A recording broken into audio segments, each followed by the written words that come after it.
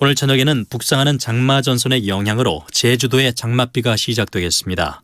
내일 아침에는 경남 남해안에도 비가 오겠습니다. 예상 강수량은 내일까지 제주가 5에서 20mm, 경남 남해안은 5mm 미만입니다. 내일 중부지방은 가끔 구름이 많이 끼겠고 남부지방은 흐리겠습니다. 서울의 현재 기온 29도입니다. 지금까지 아나운서 박롱원이었습니다. KBS 1라디오 5시 뉴스를 마칩니다. KBS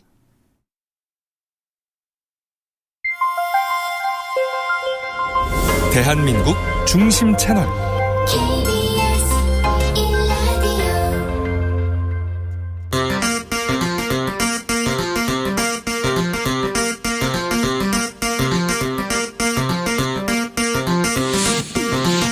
주진우 라이브.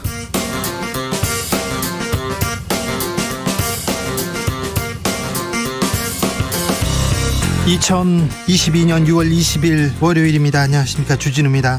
이준석 국민의힘 대표와 윤핵관 또 충돌했습니다.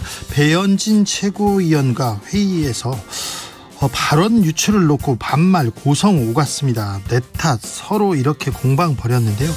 이 상황은 전국에 생중계됐습니다. 이런 가운데 국민의힘 윤리위가 모레 저녁 이준석 대표 징계안을 심의합니다. 이준석 대표에게 직접 오늘 상황 들어보겠습니다.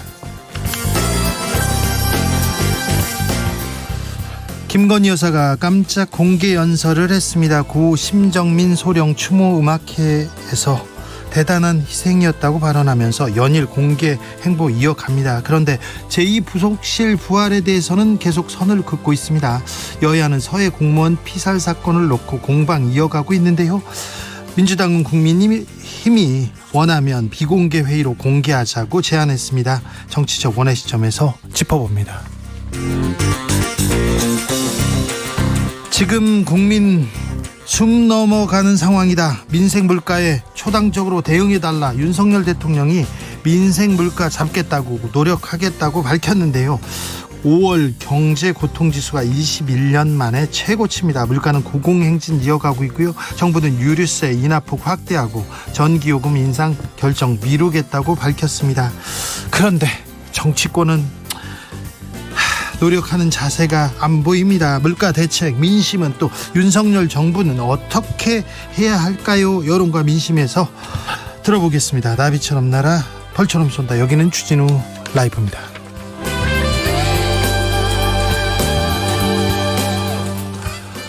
오늘도 자중차에 겸손하고 진정성 있게 여러분과 함께 하겠습니다. 누리호가 다시 발사대에 섰습니다. 드디어 내일 2차 발사 들어가는데요. 항우연에서 큰 변수 없는 한 성공할 것이다, 이렇게 자신감 보였습니다. 보완할 기술 다 마쳤다고 하니까 내일 기대해 보겠습니다. 하늘 향해서 달려가는 누리호, 날아가는 누리호죠. 발사 성공 함께 기원해 주십시오. 누리호에 함께 실어 날려보낼 여러분의 소원이 있으면 알려주십시오. 들려주십시오. 그러면 저희가 함께 실어서 날려보내겠습니다. 샵 9730, 짧은 문자 50원, 긴 문자는 100원이고요. 콩으로 보내시면 무료입니다. 그럼 주진우 라이브 시작하겠습니다.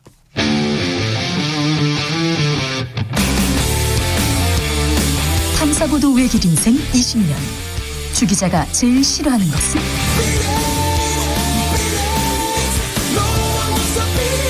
이 세상에서 비리와 부리가 사라지는 그날까지, 오늘도 흔들림 없이 주진우 라이브와 함께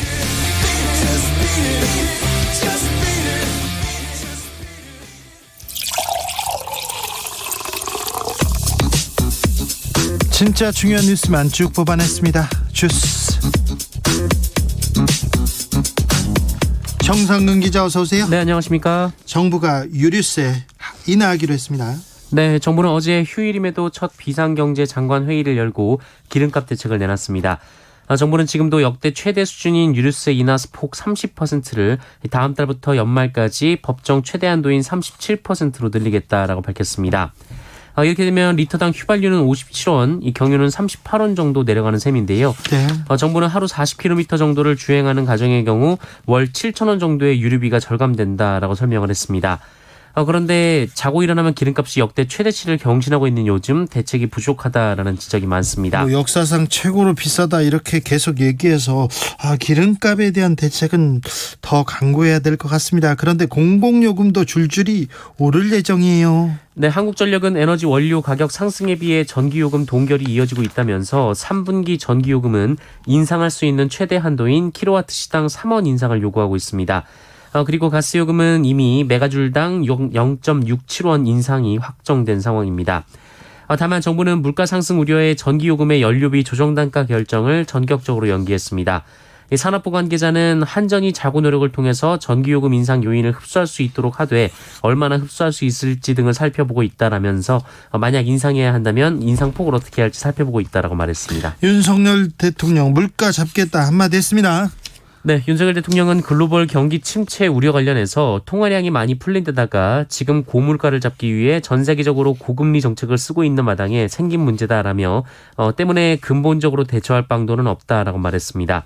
다만 정부의 정책 타깃인 중산층과 서민들의 이 민생 물가를 어떻게든 잡기 위해 노력하고 있다라고 말했습니다. 국회에도 한마디 했어요. 네, 추가적인 민생 대책에 법 개정이 필요한 거 아니냐 이런 질문이 있었는데요. 지금 국민들이 숨 넘어가는 상황이라면서 이 법 개정이 필요한 정책에 대해서는 초당적으로 대응해 줄 것을 얘기를 하면서 이 국회의 책임을 강조하기도 했습니다. 초당적으로 대응해달라 이렇게 초당적 협력 강조했습니다. 하지만 윤석열 대통령 연일 문재인 정권과 각을 세우는 분위기입니다. 네, 윤석열 대통령은 오늘 기자들과 만난 자리에서 문재인 정부가 공개를 거부했던 정보를 추가 공개할 수 있다라는 뜻을 내비쳤습니다. 최근 언론 보도에 따르면 대통령실은 문재인 전 대통령의 배우자 김정숙 여사의 의상비 공개 소송을 포함해서 지난 정부의 정보 공개 소송 대응 현황을 전수조사 중인 것으로 전해졌는데요. 항소를 취하하는 방식을 통해서 정보를 공개할 가능성을 시사한 것으로 풀이되고 있습니다. 대통령이 큰 결정을 하고 큰 줄기에 대해서 방향을 잡고 그리고 정치권에 정부 여당에서 이렇게 얘기를 하는 게 아니라 대통령이 현안에 대해서 직접 말을 던집니다.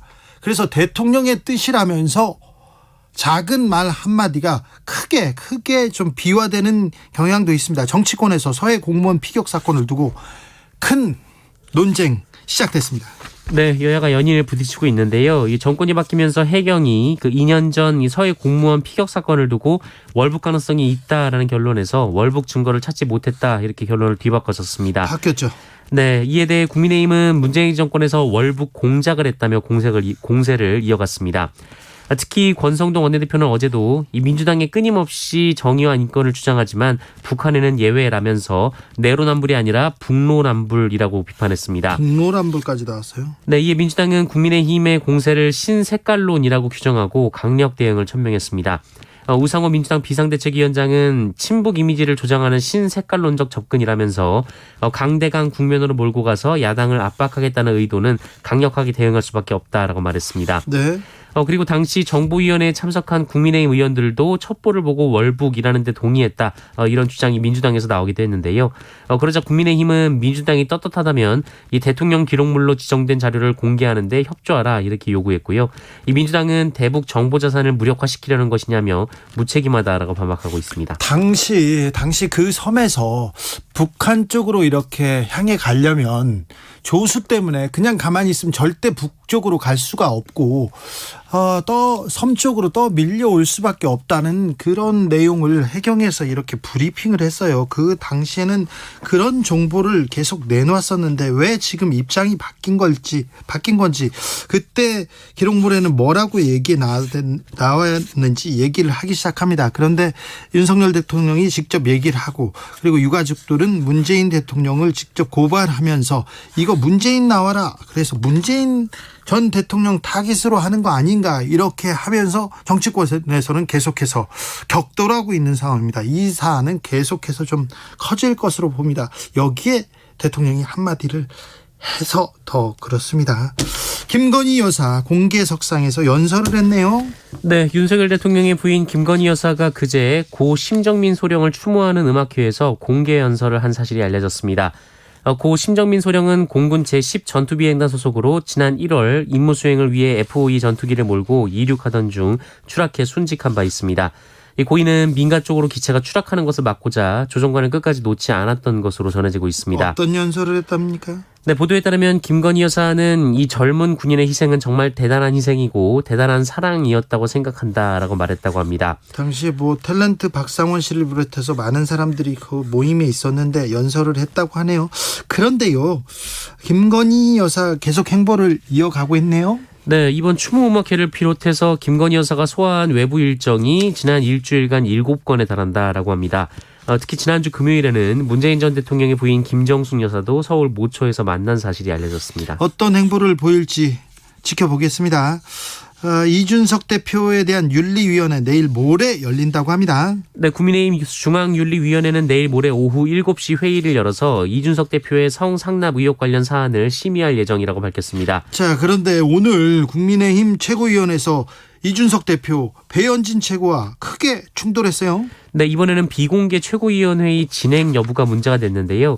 오늘 이준석 대표는 모두 발언을 하지 않으면서 비공개 회의에서 나온 내용이 자꾸 언론에 보도되는 상황이 발생한다라며 불쾌감을 드러냈습니다. 그러자 배현진 최고가 네, 현안 논의를 하지 않아야 할 게 아니라 비공개 회의를 좀 더 철저히 단속해야 한다라고 말했는데요.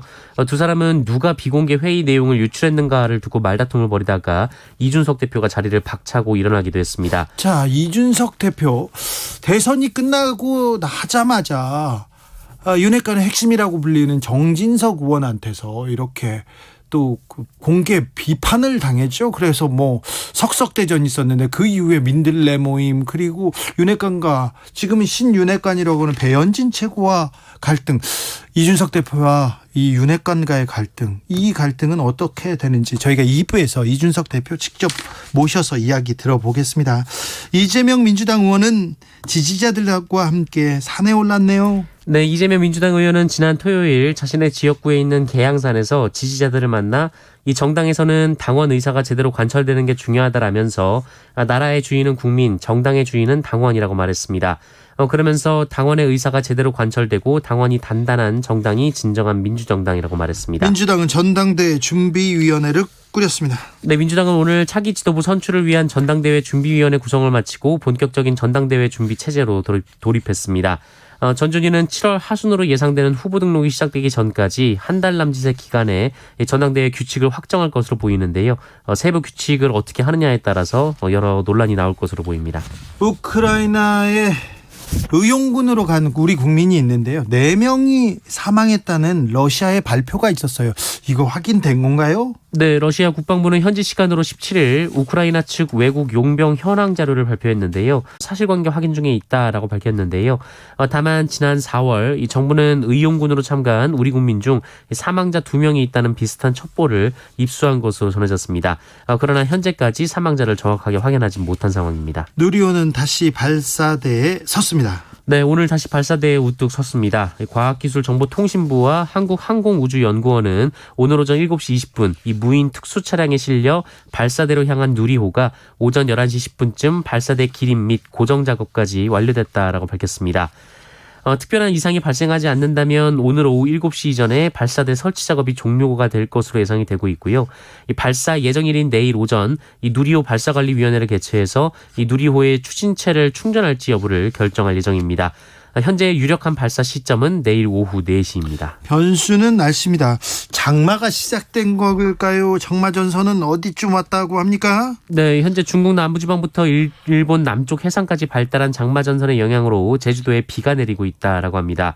제주도에 장마가 시작된 건데요. 이 평년보다 하루 늦었습니다. 제주도는 장마가 시작됐군요. 네, 23일쯤 우리나라 서쪽에서 정체 전선상 발달한 저기압이 접근해 오면서 이날 오후부터 다음 날까지 전국적으로 많은 비가 내릴 것으로 전망이 되는데요. 이 전망대로면 이때 중부지방과 남부지방도 장마가 시작이 될 것으로 보이고요. 이날 강수량도 많을 것으로 예상이 되고 있습니다. 주말 내내 장마 같았어요. 비가 내리지는 않았지만 덥고 습하고요. 왜 이래 이렇게 생각되더라고요. 장마가 오는구나 이런 생각 했어요. 네, 행정안전부는 오늘 정오를 기해서 폭염 위기경보 수준을 관심에서 주의 단계로 상향 조정했습니다. 영호남 지방을 중심으로 폭염특보가 발령된 가운데 낮 기온이 33도 이상으로 오르면서 당분간 폭염특보가 확대 유지가 될 것으로 전망이 되고 있습니다. 이럴 때 좀 건강 조심하셔야 됩니다. 특별히 지금 아픈 분들 많아요. 네, 행정안전부는 공사장 야외 근로자, 논밭 고령층 작업자, 독거노인 등 이 취약계층에 대한 관리 상황을 점검할 예정이라고 밝혔습니다. 네. 어디 아픈 데 없죠? 네, 전혀 없습니다. 네. 괜찮습니까? 뭐 문제 없습니다. 네. 네. 마음이 아프고 그러지 않고요. 아직까지 괜찮습니다. 네. 나만 아픈가? 네. 아파 보이십니다. 아, 그래요? 7살 때부터 아파 보인다는 얘기 많이 들어가시고요. 네네. 코로나 상황은 어떻습니까? 네, 오늘 코로나19 신규 확진자 수는 3,538명입니다. 어제와 비교하면 2,533명 정도 줄었고요. 네. 지난 1월 중순 이후 160여일 만에 가장 적은 수의 확진자가 나왔습니다. 3,000명대라니. 네. 네, 다만 일주일 전과 비교하면 280여 명 정도만 줄어서 감소폭은 좀 줄어든 상황입니다. 네. 위중증 환자 72명이고요. 사망자는 10명이었습니다. 만 18세의 한국의 피아니스트가 전 세계를 놀라게 했습니다. 네, 세계적 권위를 자랑하는 미국의 반 클라이번 국제 피아노 콩쿠르에서 18살 피아니스트가 우승을 차지했습니다. 임윤찬 씨인데요. 이 결선 진출자 6명에 포함이 됐었고, 이 베토벤 피아노 협주곡 3번 C장조, 라흐마니노프 피아노 협주곡 3번 D단조로 경쟁에 나섰습니다. 직접 협연을 지휘한 심사위원장이 이 연주를 듣고 감격에 겨운 듯 눈물을 훔치는 장면이 카메라에 잡히기도 했다라고 하는데요. 반 클라이번 콩쿠르는 차이코프스키 콩쿠르 초대 우승자인 그 미국의 피아니스트 반 클라이번을 기념하기 위해서 1962년 시작된 대회입니다. 올해 16번째 열렸고요.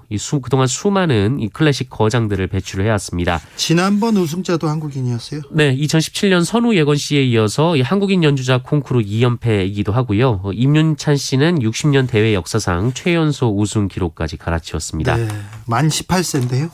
산에서 피아노만 치고 싶어요. 이렇게 얘기합니다. 네, 이렇게 좋아하고 즐기고 그런 또 천재가 또 나왔습니다. 우리나라의 잠재력은 어디까지인지, 네, 전 세계 문화계에서도 또 클래식에서도 이렇게 엄청난 성과를 보이고 있습니다. 네, 장합니다. 잘하셨습니다. 주스 정상근 기자 함께했습니다. 감사합니다. 고맙습니다.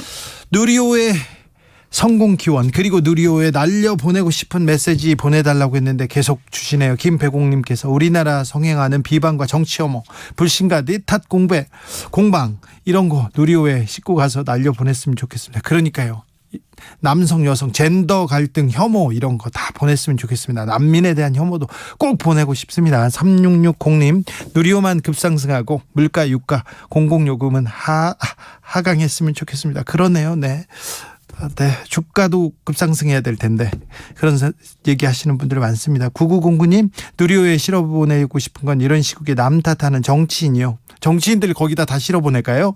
경제난에 국민 시름을 알까요? 정치인들에 대한 국민의 시름도 알까요? 얘기합니다. 네.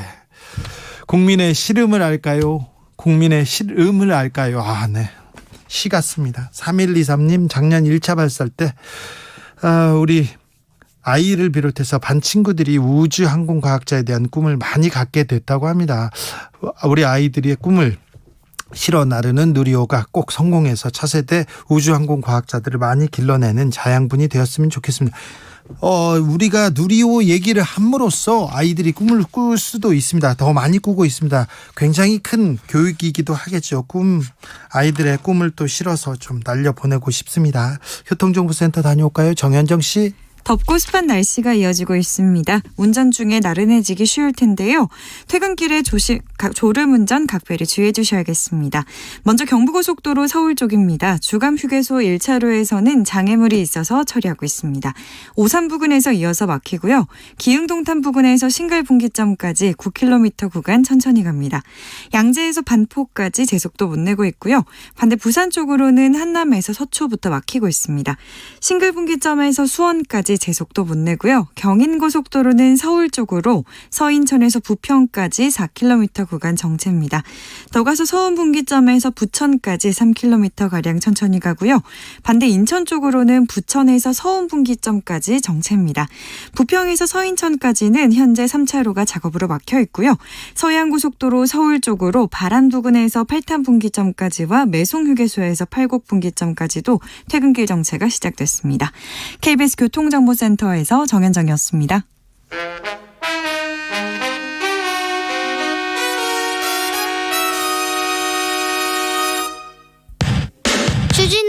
돌발 퀴즈.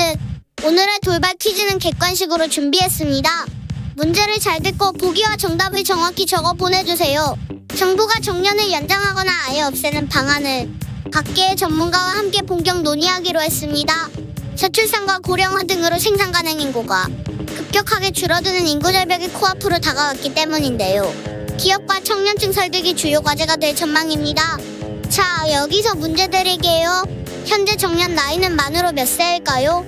보기 드릴게요. 1번 60세, 2번 40세. 다시 들려드릴게요.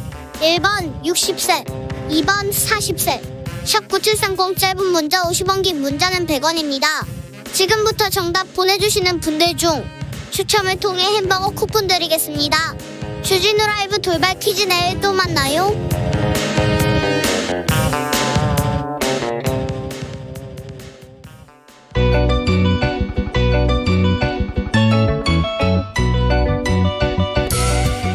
한층 날카롭다, 한결 정확하다, 한편 세심하다. 밖에서 보는 내밀한 분석, 정치적 원의 시점.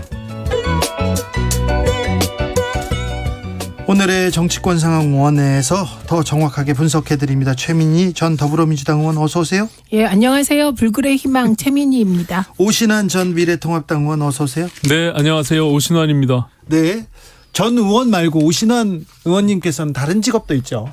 네, 지금 뭐 여의도 하우스 있다 왔는데요. 네. 협동조합 하우스 이사장입니다. 네. 그럼 이사장님이라고 불러야 됩니까? 협동조합은 잘 되고 있습니까? 지금 코로나 이후에 워낙 어려운 시기에 오픈을 한지라 네. 계속 어려움을 겪고 있습니다, 지금까지. 그렇습니다. 네. 가장 어려울 때. 네네. 네. 협동도 어렵습니다. 최민희 의원님, 항상 불굴의 희망으로, 항상 네. 같은 자리에서. 네. 네. 그렇게 가면 되죠? 네. 서해 공무원 피살 사건이 다시 뜨거운 감자로 이렇게 떠올랐습니다. 예전에 뭐 NLL 녹취록 공개 사건하고 비슷하지 않냐 이렇게 얘기하는 분도 있습니다만, 국민의힘에서는 북론안불이다 이런 얘기도 하고, 민주당은 신색깔론이다 이렇게 강력하게 맞서고 있습니다. 현 상황 어떻게 보시는지요? 우선 저는 이런 사안이 정쟁의 대상이 되는 이 상황이 개탄스럽다, 이 말씀부터 드립니다.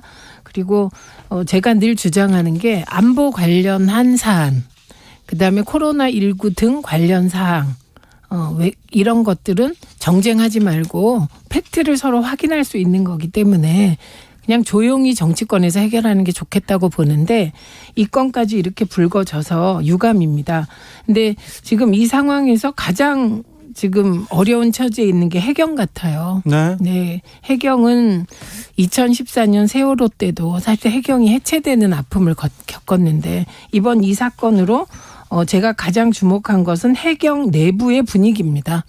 현재 해경 내부의 익명 커뮤니티에는 지휘부 비판글이 잇따라 올라오고 있다고 합니다. 이럴 거면 수사권 버려라. 무능한 지휘부 때문에 조직이 흔들린다. 그리고 이게 본청이 일선서의 책임을 전가했다는 지적까지 나오면서 월북 단정했다는 명확한 근거, 그리고 월북이 아니라고 단정할 명확한 근거를 제시하지 못한 게 아니냐라는 비판이 나오고 있다는 겁니다. 그러니까 이건 국가기관으로서의 해경이 정말 이건 국민 앞에 면목 없게 됐고요. 그리고 지금 이 상황에 대해서, 지금 세계적으로 경제가 어려운 이 상황이 과연 지금 과거에 이 문제로 여야가 정쟁을 할 때냐, 이런 비난을 정치권이 감수해야 될 것 같습니다. 오신환 의원님. 지금 최민희 의원님 지적한 대로 해경이 과거에 발표했던 내용을 뒤집은 논란을 자초했어요. 예, 지금의 상황들에 대한 책임은 면할 길이 없는 것 같습니다. 네. 이 정권이 바뀌었다고 해서 그 사실이 바뀌는 건 아니잖아요. 네. 그렇기 때문에 사실상 우리나라의 공직 사회가 갖고 있는 취약함 때문이기도 하죠. 정치적인 휘둘림 때문에. 어쨌든 그것은 본인들이 감당해야 될 몫임에도 불구하고 자초한 측면이 있는데, 저는 이제 오늘 지금의 이런 사건들은요, 국가가 왜 존재하는지, 한 개인에 대한 생명과 또 공무원이 그 사실을 왜곡해서 만약에 그것이 월북이 아님에도 불구하고 월북으로 만약에 만들었다라면 이거 굉장히 큰 중대한 문제잖아요. 그렇기 때문에 지금 최민희 의원님 말씀대로 사실 확인이 먼저 우선돼야 된다. 그러니까 이것을 우리가 속단하기는 아직까지는 이른 측면이 있어요. 다만 지금 해경의 모호한 태도, 군의 모호한 태도 이 부분에 대해서는 사실상 피해 나갈 길이 없는 것이죠. 좀 굉장히 유감스럽게 생각하고요.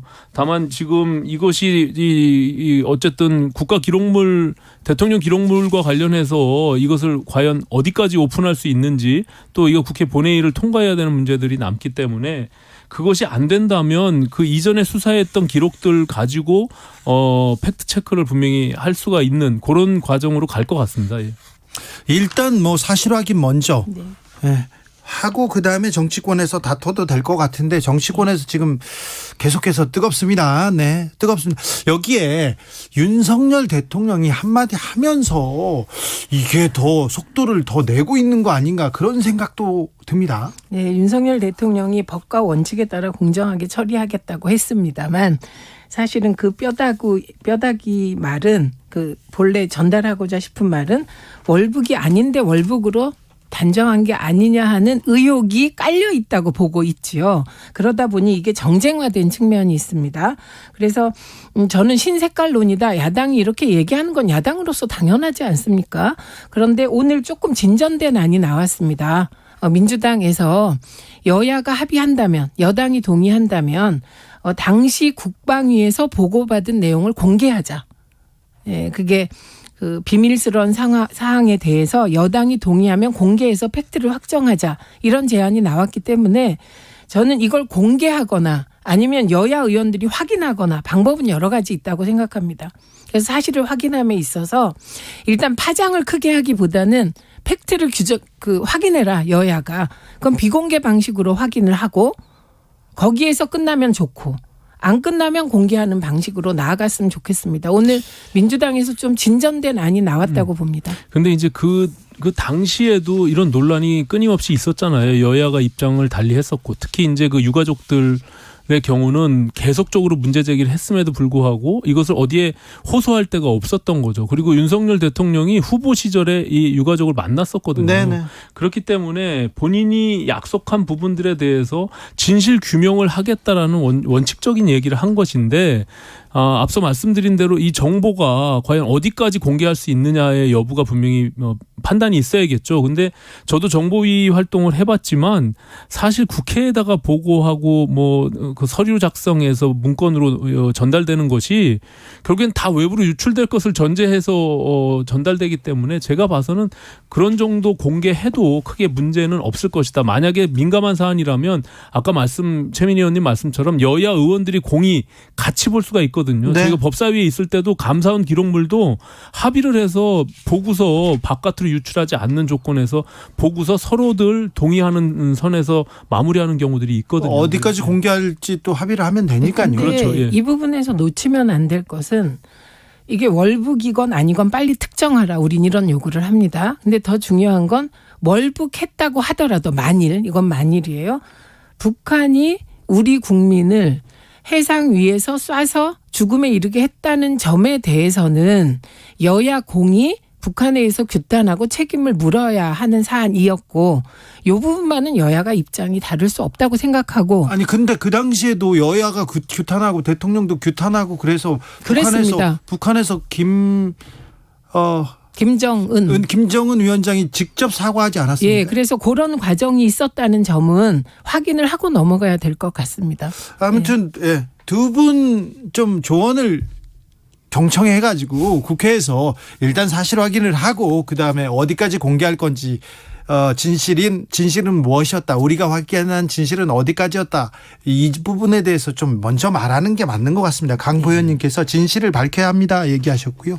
YHJ님께서 확실히 결정 지어져야지 계속 정치적으로 이용하려면 안 됩니다 이렇게 얘기합니다.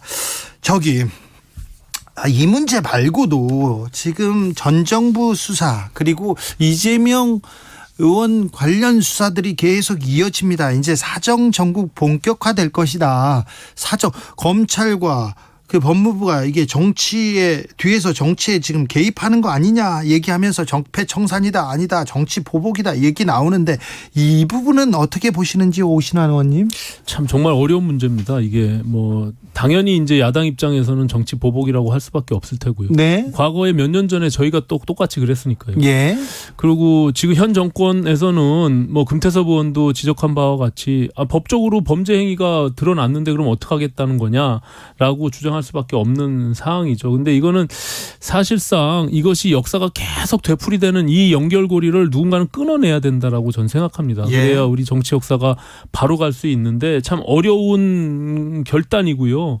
사실은 그 고통 속에서 결과적으로 새로운 정치 문화를 만들어 나가는 과정이거든요. 근데 저는 민주당도 좀 아쉬운 게 이제 그것이 과거 적폐청산한다고 해서 그 과거 어떤 역대 정권보다 특수부를 가장 비대하게 만들었고 또 검찰과 내내 싸워오면서 지금까지 왔잖아요. 근데 검찰의 개혁은 제대로 해내지도 못했고 뭐 그런 측면에서는 사실은 지금 민주당이 이 행하는 태도는 제가 봐도 못마땅한 측면이 분명히 있어요. 하지만 그렇다고 해서 이것이 지금 어떻게 보면은 이쪽에서의 주장이 범죄 사실을 계속 진실 규명을 하자라고 하지만 뭐 정치적으로는 이게 정치 보복으로 계속 서로 공방이 있을 수밖에 없는 그런 사안이잖아요. 네. 그러니까 이것을 좀 저는 개인적으로 어쨌든 지금 단계에서 과감하게 윤석열 대통령이 뭐 어쨌든 그 정치적인 영역을 뛰어넘는 저는 그 정치 내부의 내부자가 아니기 때문에 그것도 어찌 보면 할 수 있는 그런 타이밍이 아닌가 이렇게 생각을 하거든요. 예. 그러니까 오신환 전 의원님의 정신에 동의합니다. 네, 일단 인정하고 가야 될 것 같아요. 네, 동의합니다. 근데 이게 공정한 수사냐 아니냐는 이게 형평성이 있고 잣대가 동일하냐로 국민들이 판단하실 것 같아요. 그러니까 예를 들면 산자부 장관에 대한 구속영장을 청구했는데 블랙리스트 관련하여. 근데 이게 구속영장이 기각된단 말입니다. 그럼 어쨌든 법원이 영장을 기각했다는 건 이건 구속영장까지 발부할 정도로 중한 사안이 아니라고 본 거잖아요. 네, 구속되지 않은 상황에서 다퉈봐라. 지금 그렇죠. 더 따질 내용이 많다. 그거는 이렇게. 반론권을 좀 줘라 이런 뜻이기도 하고요. 그다음에 두 번째는 김혜경 배우자에 대해서는 129곳을 경찰이 압수수색한단 말입니다. 그런데 김건희 배우자에 대해서는 도이치모터스 주가 조작 사건 그리고 허위 학력 이력 사실 허위 학력 이력은 시인하고 사과까지 한 사안이거든요. 수사가 진행되지 않는단 말입니다. 그러니까 이게 공정한 수사로 안 비치고 있는 겁니다.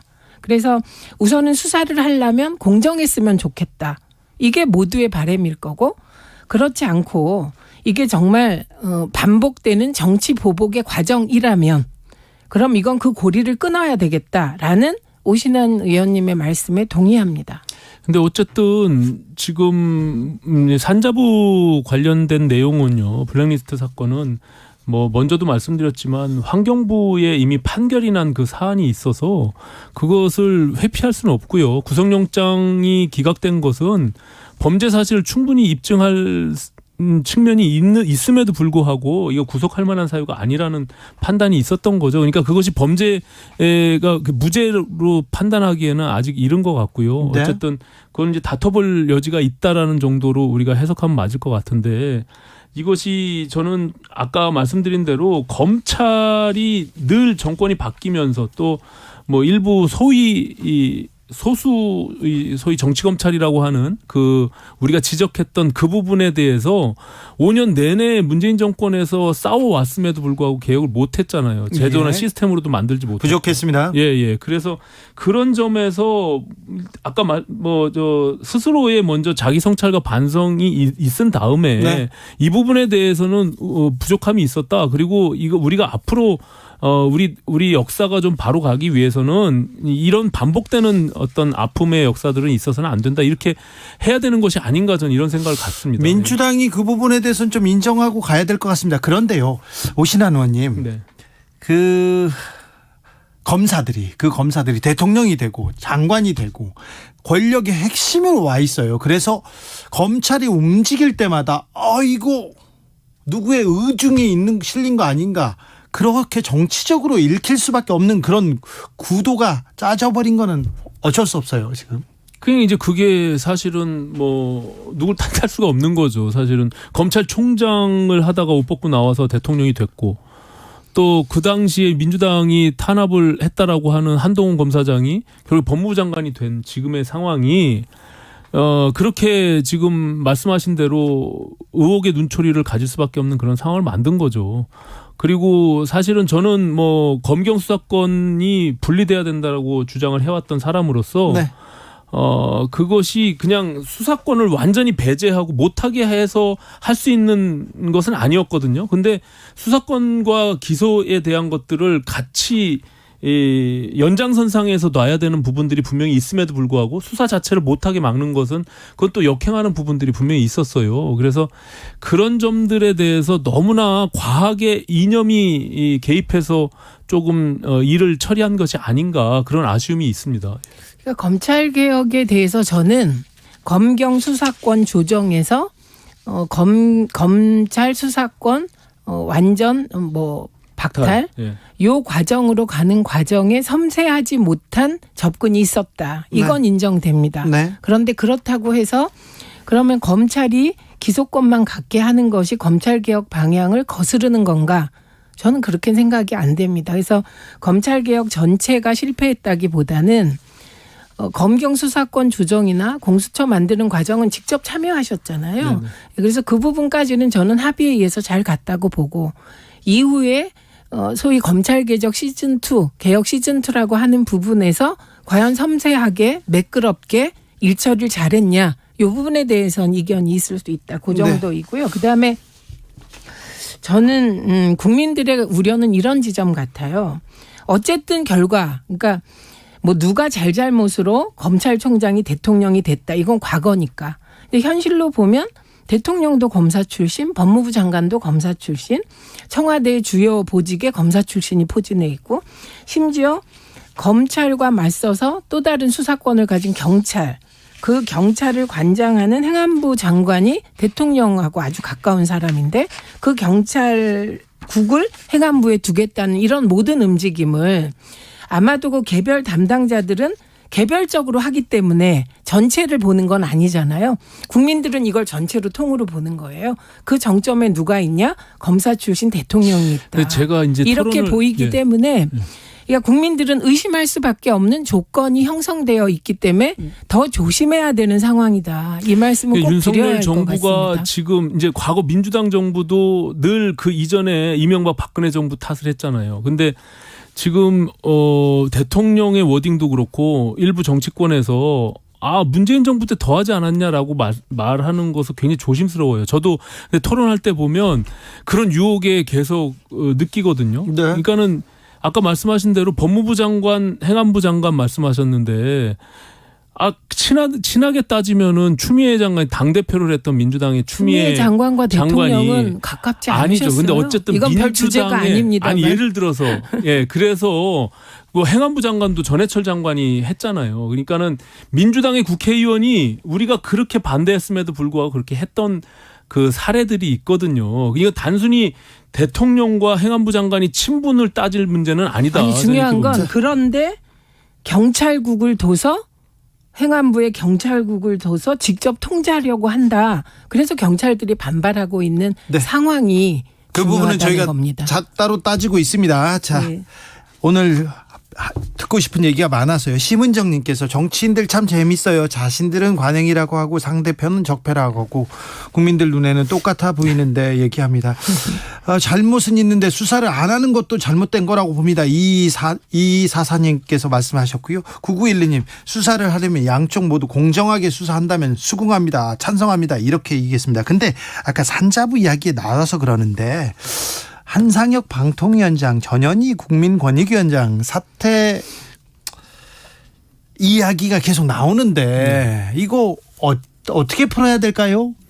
저는 이제 법률이 정한 그 임기에 대한 보장은 해줄 수밖에 없죠. 그거는 뭐 우리가 어떻게 할 수가 있는 문제가 아니잖아요. 오신환 네. 의원님께서는 그렇게 얘기하는데 또 여권에서는 그게 또 아니라고 근데 합니다. 이게 이제 정치적인 문제인데요. 네. 사실 이제 정권이 교체되고 사실 이제 이게 국무회의에서 참석 대상이 아니라고 한 부분들 때문에 이게 더 불거졌잖아요. 예. 근데 실질적으로 이제 국무위원 당연히 국무위원은 아니고 대통령이 임명하는 국무위원 15인에서 30인 사이에 들어가지 않는 것은 맞죠. 그런데 이제 그렇게 하다 보니 권익위원장과 그럼 방통위원장이 그럼 핫바지로 뭐 그럼 무슨 일을 할 수 있냐 이렇게 나오는데 그건 이제 정치적인 영역인 것 같아요. 제가 봐서는. 그렇다고 해서 이게 임기가 보장된 아니면 제도를 좀 보완해서 2년 6개월씩 그것을 만들어 갖고 정권과 같이 하게끔 만들든지 그렇지 않으면은 이게 계속 끊임없이 이제 갈 텐데 네. 그게 국정 철학과 뜻을 같이 하지 않는 더군다나 전현희 위원장 같은 경우는 전직 민주당의 국회의원이었잖아요. 그렇기 때문에 그 권익위의 본연의 역할들 플러스 국정 철학에 대한 정무적인 판단들 이런 것들이 복합적으로 깔려 있기 때문에 이것을 임기는 보장하되 국무회의에 참석 안 시켜한다고 해서 이걸 정치적 공방으로 가져갈 문제냐라는 점에서는 좀 아쉬움이 있습니다. 저는. 그러니까 그런 발언이 일부 법 위반일 수 있습니다. 왜냐하면 방통위 설치법에 따라 방통위원장은 국무회의에 출석해 발언할 수 있거든요. 이 법은 제가 2007년에 만들어서요? 예, 그 잘 아는 출석해 법이죠. 발언할 수 있다는 거죠. 그런데 그러니까. 중요한 건 그 법 규정에 따라 그동안의 방통위원장들은 국무회의에 다 참석해 왔어요. 네. 예, MB 때 최시중 위원장은 네. 참석 정도가 아니었고요. 예, 아주 실세 중에 실세셨고요. 그 이후에 방통위원장들이 다 국무회의에 참석해 왔는데 이 과정에서 매끄럽지 못하게 국무조정실의 한 공무원이 참석하지 마라 이렇게 했던 건 일처리도 우선 잘못한 것이고 그리고 누군가 위에서 지시가 있었다면 그 또한 저는 매끄럽지 못한 일처리라고 생각합니다.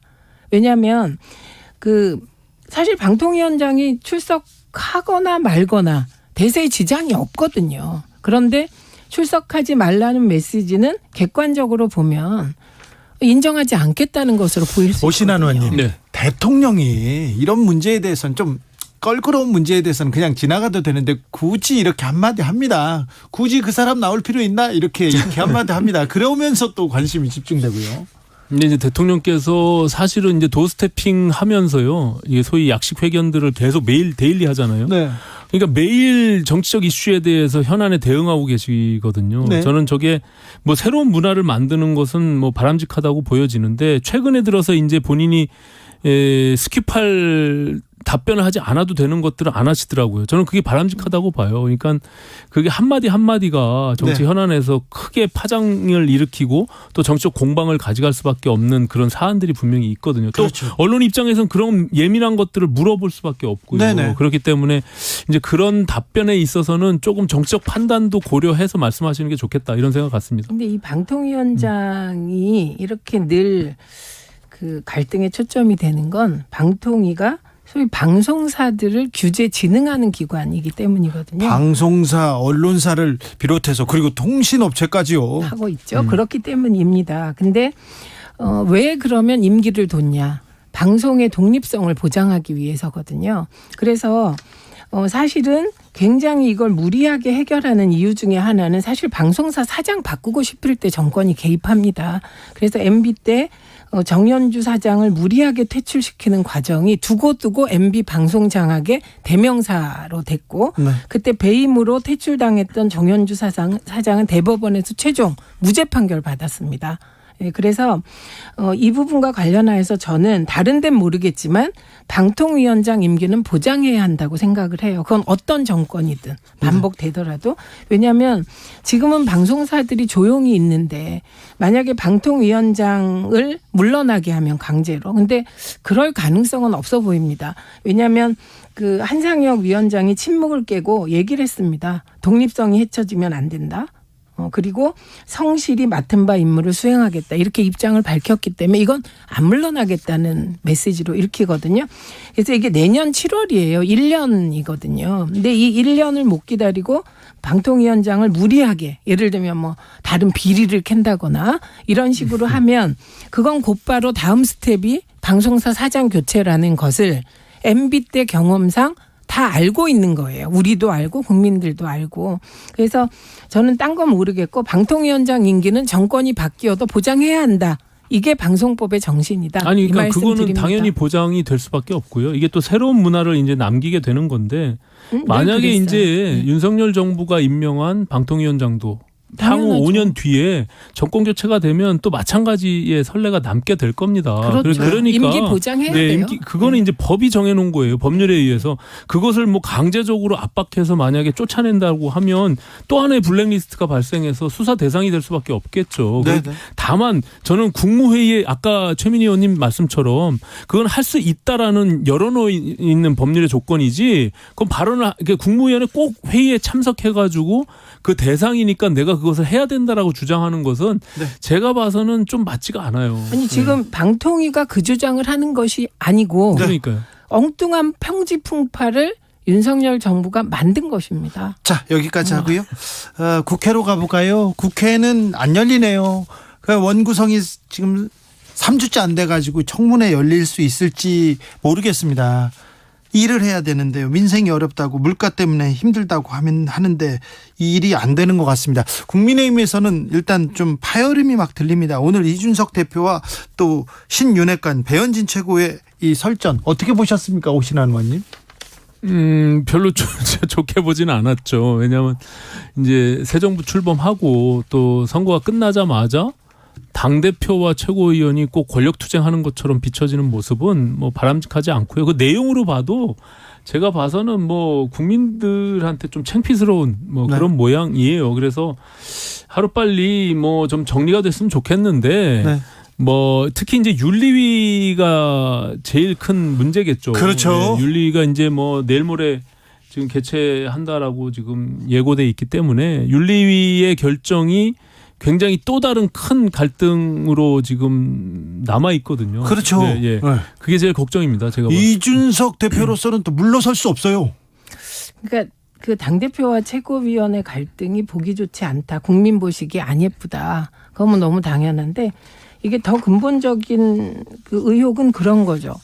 그 최고위원이 당대표를 저렇게 계속해서 공개적으로 네. 저격을 하고 그리고 원내대표까지 반말을 했다고 보도에 나왔어요. 네네. 1위와 예. 거기 나왔는데 사실인지는 확인해 봐야겠지만 저희가 이 뒤에 네. 윤심이 작용하느냐 안 하냐가 초미의 관심사일 것 같아요. 제가 기자라면 그 부분을 팔 것 같아요. 어느 정도 윤심이 개입되어 있을까. 네. 이게 가장 초미의 관심사일 것 같고 저는 뭐 윤 대통령의 뜻이 반영된 것이 아닌가라고 볼 수밖에 없겠죠. 예, 그래서 이것 역시 이제 윤리위에서 지금 징계하냐 안 하냐의 그 소재가 된 게 그 관련된 의혹이 있지 않습니까? 성 관련된 의혹. 그것도 역시 팩트를 규정할 수 없다고 하시지만 저는 그것도 일부 팩트가 규정될 수 있을 것 같아요. 그래서 빨리 일당락을 딛는 것이 좋은 게 아닌가 지금 싶습니다. 저렇게 배현진 최고가 당대표를 저격하는 게 대통령의 윤심이 뒤에 있다라고 서로 이제 추측하잖아요. 네네. 저는 그거는 확인할 길이 없죠. 대통령이 말씀하시지 않으면. 네. 그 자체가 갖고 있는 우리 당이 이 또 다른 내용으로 가는 한 과정이고 언론에서 계속 그거에 대한 궁금증을 유발하잖아요. 그렇기 때문에 빨리 이 부분에 대해서 일단락하는 게 저는 바람직하다고 생각하고요. 네. 윤리위가 하는 행동 자체가 저는 뭐 정치적 행위이기 때문에 네. 뭐 제가 여러 차례 말씀드렸지만 저는 저것은 월권이고 또 다른 그 구테타라고 이렇게 생각을 하고 있어요. 그래서 윤리위가 저는 하루빨리 그 리스크 자체가 빨리 제거돼야 된다 이렇게 생각을 합니다. 근데 자, 민주당 윤리위로 가보겠습니다. 네, 네. 민주당 윤리위 어떻게 됩니까? 뭐 최강욱. 그것도 저는 사실에 따라 네, 사실에 따라 사실을 확정하고 그에 따라 맞춤한 결론이 지어져야 한다고 생각합니다. 그래서 저는 근데 윤리위라는 게 당대표가 구성하지 않나요? 맞아요. 네, 그럼 이 윤리위도 이준석 대표가 구성한 맞습니다. 윤리위 아닌가요? 그게 정당 역사상 당대표를 어느 여야든 그 징계 회부한 역사가 적은 없어요. 역사 처음입니다. 네. 네, 그래서 이거는 사실 언론 지형이 그나마 네. 뭐 나름 제가 보기엔 우호적이라 이 정도지 거꾸로 상황을 생각하면 민주당은 이 정도면 그냥 당 지지율이 10% 이상 폭락할 일일 것 같습니다. 뭐 일주일 못 버텼겠죠. 못 버텼어요. 네. 민주당 대표가 이건 아마 언론이 이렇게 썼을 거예요. 이런 의혹에 휩싸인 것만으로 그만둬야 한다. 이렇게 썼을 것 자, 같습니다. 우리 민주당으로 좀 가야 돼요. 박지원 전 비대위원장 네. 오랜 침묵을 깨고 최강욱 의원 중징계해야 된다. 그래서 당 혁신 증명해라 이렇게 요구했는데 이 요구는 어떻게 보세요? 그건 박지원 전 비대위원장의 개인 의견이고 이 사안 또한 저는 그 어떤 발언이 있었는지를 네. 확정하고 그 그리고 부분부터 명확하게 좀 네, 나와야 저는 될 것 사실을 같아요. 명확하게 하고 해결해야 된다고 생각합니다. 그리고 박지원 전 위원장도 이제 정치인이기 때문에 정치인이 개인 발언할 수 있다고 보고 다만 그 발언 하나하나에 대해서 말할 권리가 있는 동시에 우리는 책임질 의무도 있다고 생각합니다. 네. 근데 이제 그 말씀하신 대로 그 팩트 최강욱 의원의 발언이 무엇이냐가 사실은 그 해명한 내용이 잘 납득이 안 되는 상황이에요. 누가 봐도.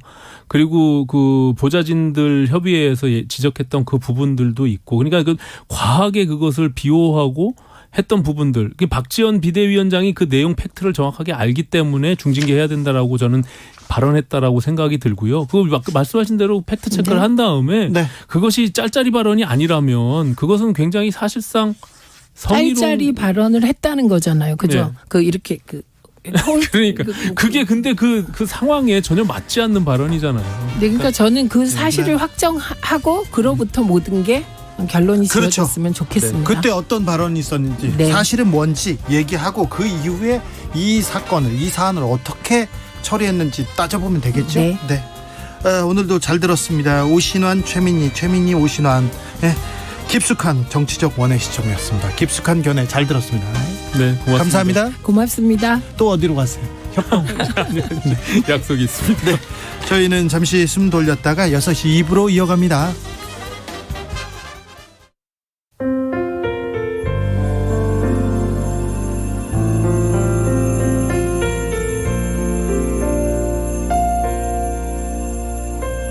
KBS 라디오 연중기획 희망충전 대한민국 487번째 이야기. 안녕하세요. 아나운서 이현주입니다. 9살 효주는 가끔씩 엄마에게 이런 말을 합니다. 하늘나라에서는 아빠가 아프지 않고 행복했으면 좋겠어. 2년 전 안타까운 사고로 사랑하는 아빠를 떠나보냈던 효주. 혹시나 엄마가 힘들어할까봐 평소엔 항상 밝은 모습을 보여줍니다. 1살 터울의 여동생도 살뜰히 챙기는데요. 엄마는 너무 일찍 철이 들어버린 효주가 안쓰럽게 느껴집니다. 좋아하는 그림이라도 마음껏 배울 수 있게 미술학원에 보내주고 싶은데 그럴 수 없는 형편에 미안한 마음만 늘어갑니다. 효준의 가족이 더 이상의 아픔 없이 행복한 일상을 마주할 수 있도록 여러분이 따뜻한 힘을 모아주세요. 여러분의 따뜻한 손길이 희망의 빛이 됩니다. ARS 060-700-1580 060-700-1580 한 통화 3,000원으로 희망을 선물해주세요. KBS 라디오 연중기획 희망충전 대한민국은 초록우산 어린이재단, 인탑스 주식회사 그리고 청취자 여러분과 함께합니다. ARS 060-700-1580 한 통화 3,000원입니다.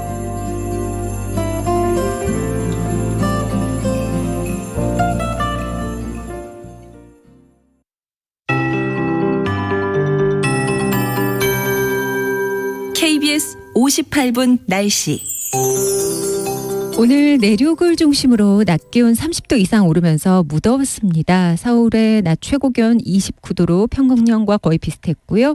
대구는 35.6도까지 올랐습니다. 전국 최고치를 기록했습니다. 현재 일부 중부와 전남 영남에 지금 폭염주의보가 내려져 있습니다. 고습도가 더해지면서 일 최고 체감온도 33도 이상을 보이는 곳이 많았습니다. 건강관리에 유의하셔야겠습니다.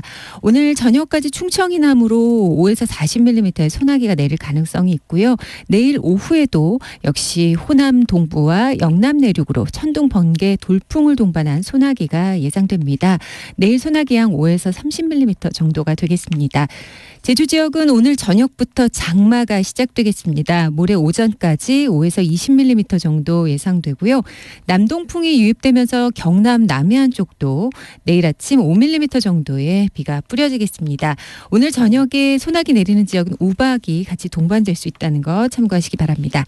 내일 아침 기온은 서울 22도 등 20도에서 23도, 낮 최고 기온은 서울 33도 등 26에서 34도의 분포를 보이겠습니다. 전해상으로 안개 끼는 지역이 많겠습니다.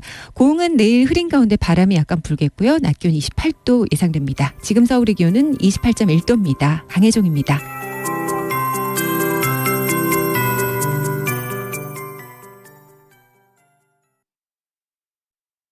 정성을 다하는 국민의 방송 KBS가 6시를 알려드립니다. AM 711kHz, FM 97.3MHz, KBS 1라디오입니다. HLKA.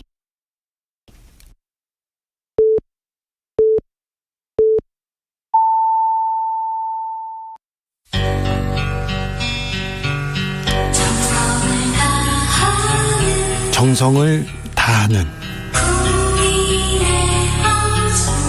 국민의 방송 KBS 주진우 라이브. 그냥 그렇다고요. 이 시각 라디오 정보센터 뉴스입니다. 한국항공우주연구원은 내일 발사 예정인 누리호의 준비 작업이 예정대로 순조롭게 진행되고 있다고 밝혔습니다. 현재 유력한 발사 시점은 내일 오후 4시입니다. 윤석열 대통령이 취약계층의 금리 부담을 덜어줄 방안을 마련하라고 지시했습니다. 시행 2년이 돼가는 임대차 3법의 제도 개선점 점검도 당부했습니다. 대통령실 핵심 관계자는 윤 대통령이 금리 상승 시기에 금융소비자의 이자 부담이 크게 가중되지 않도록 금융당국과 금융기관이 함께 협력해 나가야 한다고 말했다고 밝혔습니다. 코스피가 1년 7개월여 만에 종가 기준으로 2,400선 아래로 떨어져 2,391.03에 장을 마쳤습니다. 코스닥 지수는 3.6% 내린 769.92에 마감했습니다. 원달러 환율은 달러당 1,292원 40전에 거래를 마쳤습니다. 장마철을 앞두고 무더위가 이어지면서 정부가 오늘 폭염 위기경보 주의 단계를 발령했습니다. 행정안전부는 오늘 낮 12시를 기해 폭염 위기경보 수준을 관심 단계에서 주의 단계로 상향 조정했습니다. 이번 주의경보는 지난해 7월 12일보다 22일이나 빠른 것입니다. 지금까지 라디오 정보센터 뉴스 정한나였습니다.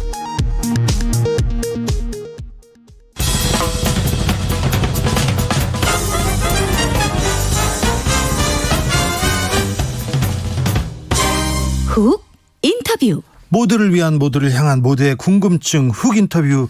이준석 국민의힘 대표가 지난주에 대표 취임 1년을 맞았습니다. 지난 1년 동안 대선을 치렀고요. 지방선거를 치렀습니다. 모두 승리로 이끌었습니다. 그런데요, 이 대표의 앞날은 그렇게 또 평탄해 보이지만은 않습니다. 왜 그럴까요? 그리고 앞으로의 계획, 그리고 국민의힘은 어떻게 나아가는지 직접 들어보겠습니다. 이준석 국민의힘 대표 모셨습니다. 어서 오세요. 네, 안녕하세요. 네, 당대표로 선거를 2번이나 이겼습니다. 그런데 좀 편안해 보이시지는 않습니다. 세상에서 가장 필요 없는 게 이준석 걱정입니다. 아, 그렇습니까? 네. 걱정 안 해도 됩니까? 걱정 안 하셔도 됩니다. 네. 근데 괴롭히는 사람이 있는 것 같습니다. 뭐 북한도 알고 있더라고요. 왜? 그러니까요. 오늘 북한에서 우리 민족끼리 만평낸 거 보니까 네. 제가 무슨 뭐 아기 고양이로 묘사되고 옆에 승냥이랑 하이에나가 이제 이렇게 절 물어뜯으려고 기다리고 있는 것 같던데. 네. 그 정도로 유명해졌으면 사실 전 국민이 다 알고 있는 상황인 것 같아요. 그렇죠. 승냥이랑 하이에나한테 이제 공격받고 있다는 거를. 그래요? 예. 네. 뭐 걱정 안 해도 됩니까? 이준석 걱정은 안 해도 됩니까? 걱정 지금까지 해주신 분들이 많았는데요. 네. 여러 제 인생 경로 중에서. 네. 근데 걱정하신 분들 이 걱정하실 만큼의 상황들은 아니었습니다. 저는요, 이준석 그렇게 보아오면 네. 토론주의자예요. 네. 대화하려고 하잖아요. 무슨 네. 일이든. 그런데 오늘 회의상을 박차고 나왔다. 이 얘기를 듣고 이건 좀 심각하다 이렇게 생각했습니다. 제가 대선 때도 보면은 우리 최고위원 중에 하나가 네. 제가 상임선거대책위원장으로서 이러이러한 지시를 내렸을 때 네.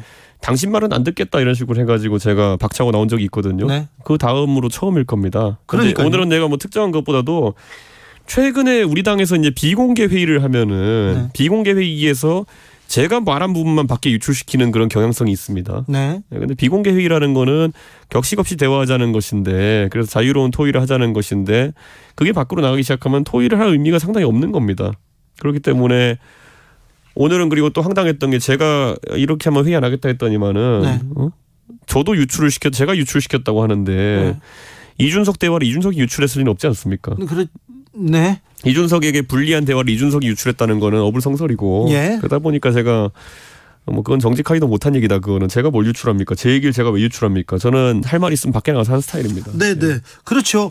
이분은 유출하는 사람이 아니라 그냥 얘기하는 사람인데 저는 그렇게 생각이 들었습니다. 그런데 배현진 최고가 오늘 또 페북에다 이렇게 또 직접 저격했다고 할 수 있는 그런 글을 올렸어요.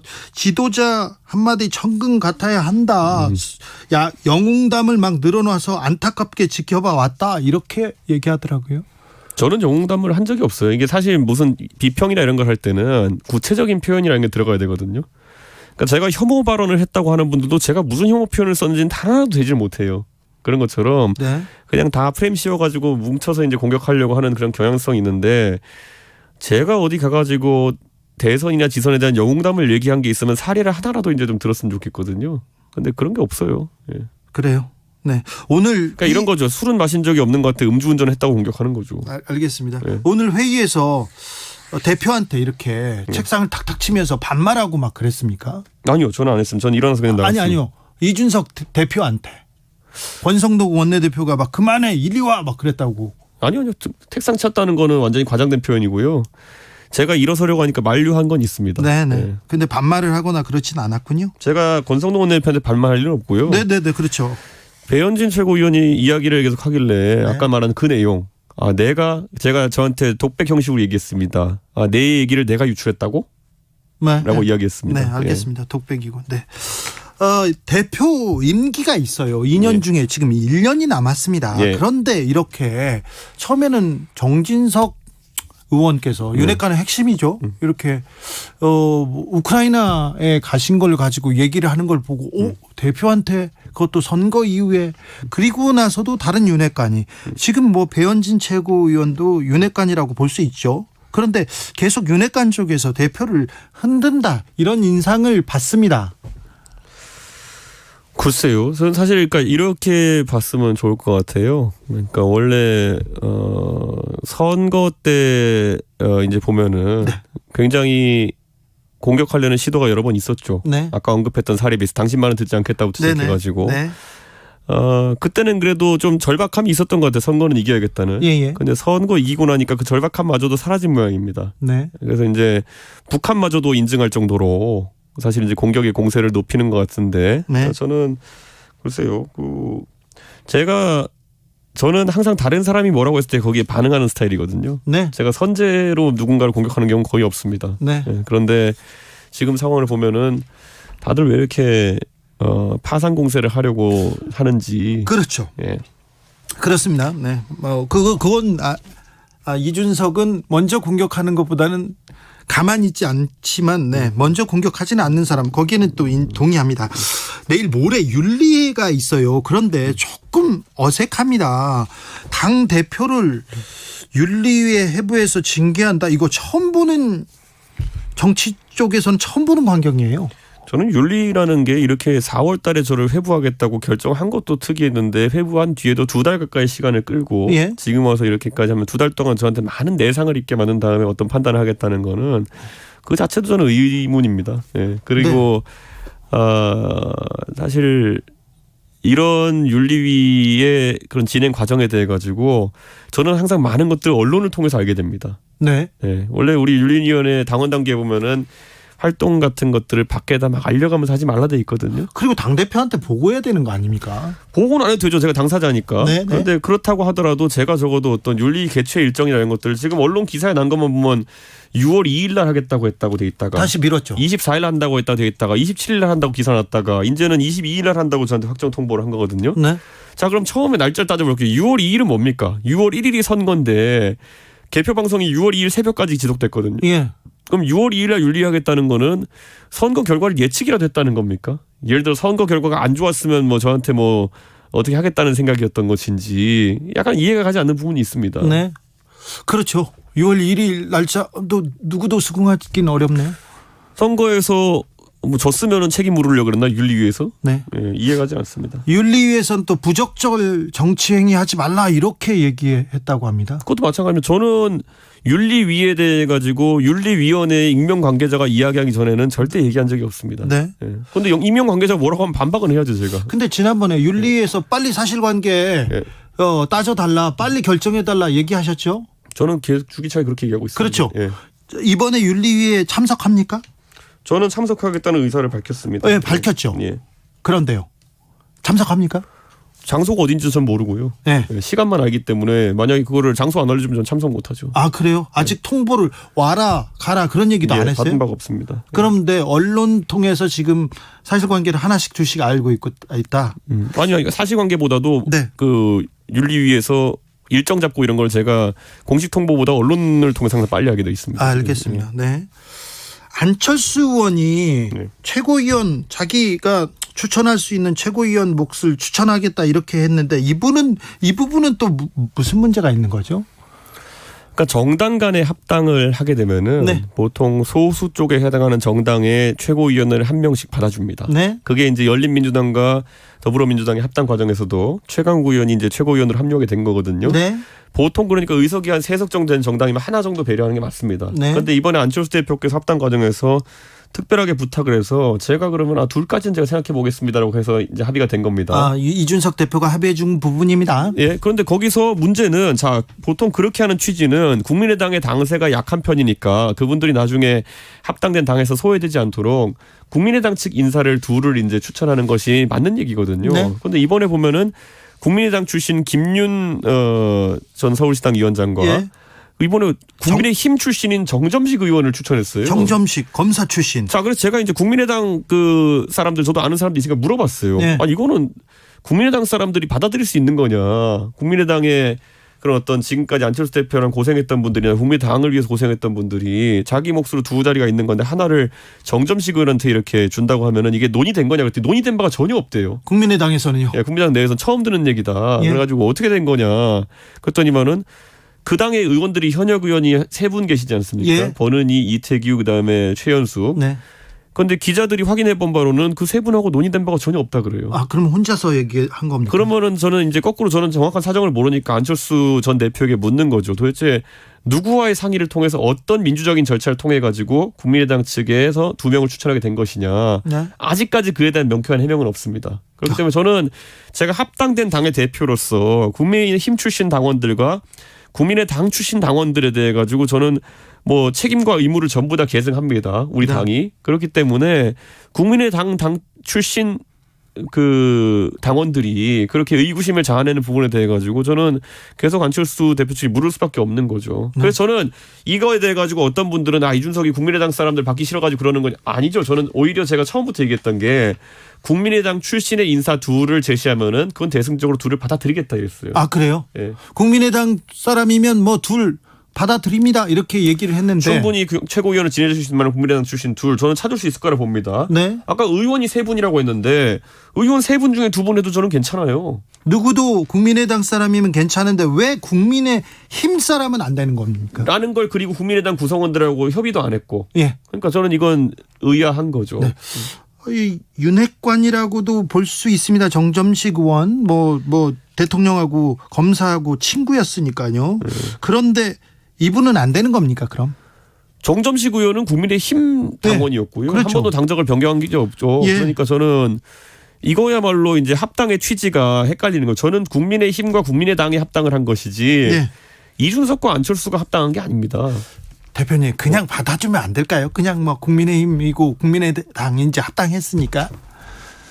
그럴 거면 저한테 설명을 해야죠. 어떻게 이 절차가 된 건지를. 그런데 최소한의 설명도 없습니다. 그런 얘기도 없어요? 아니 이렇게 되면 제가 어떻게 되냐면요. 국민의당 출신 우리 당 당원들에게 제가 할 말이 없어집니다. 그냥 국민의당 출신 우리 당 당원들은 여기에 대해서 반발하고 있어요. 당장 반발이 있습니까? 당장 어제 권은희 의원이 뭐 언론에 인터뷰하면서 전혀 이런 상의 과정이 없었고 그리고 합리적이지 않다는 이야기를 했고 그리고 오늘도 보면은 머니투데이 언론에서 이제 인터뷰를 했는데 국민의당 측 의원인 것 같아요. 그런데 그분도 똑같은 이야기를 했고요. 전혀 듣지 못했다는 얘기는 계속 나오고 있습니다. 그러니까 이렇다면은 제가 안철수 전 대표가 그 당의 전 대표였던 건 맞지만은 그렇다고 해서 이거를 월권 아니냐라고 지적할 수밖에 없는 거죠. 네.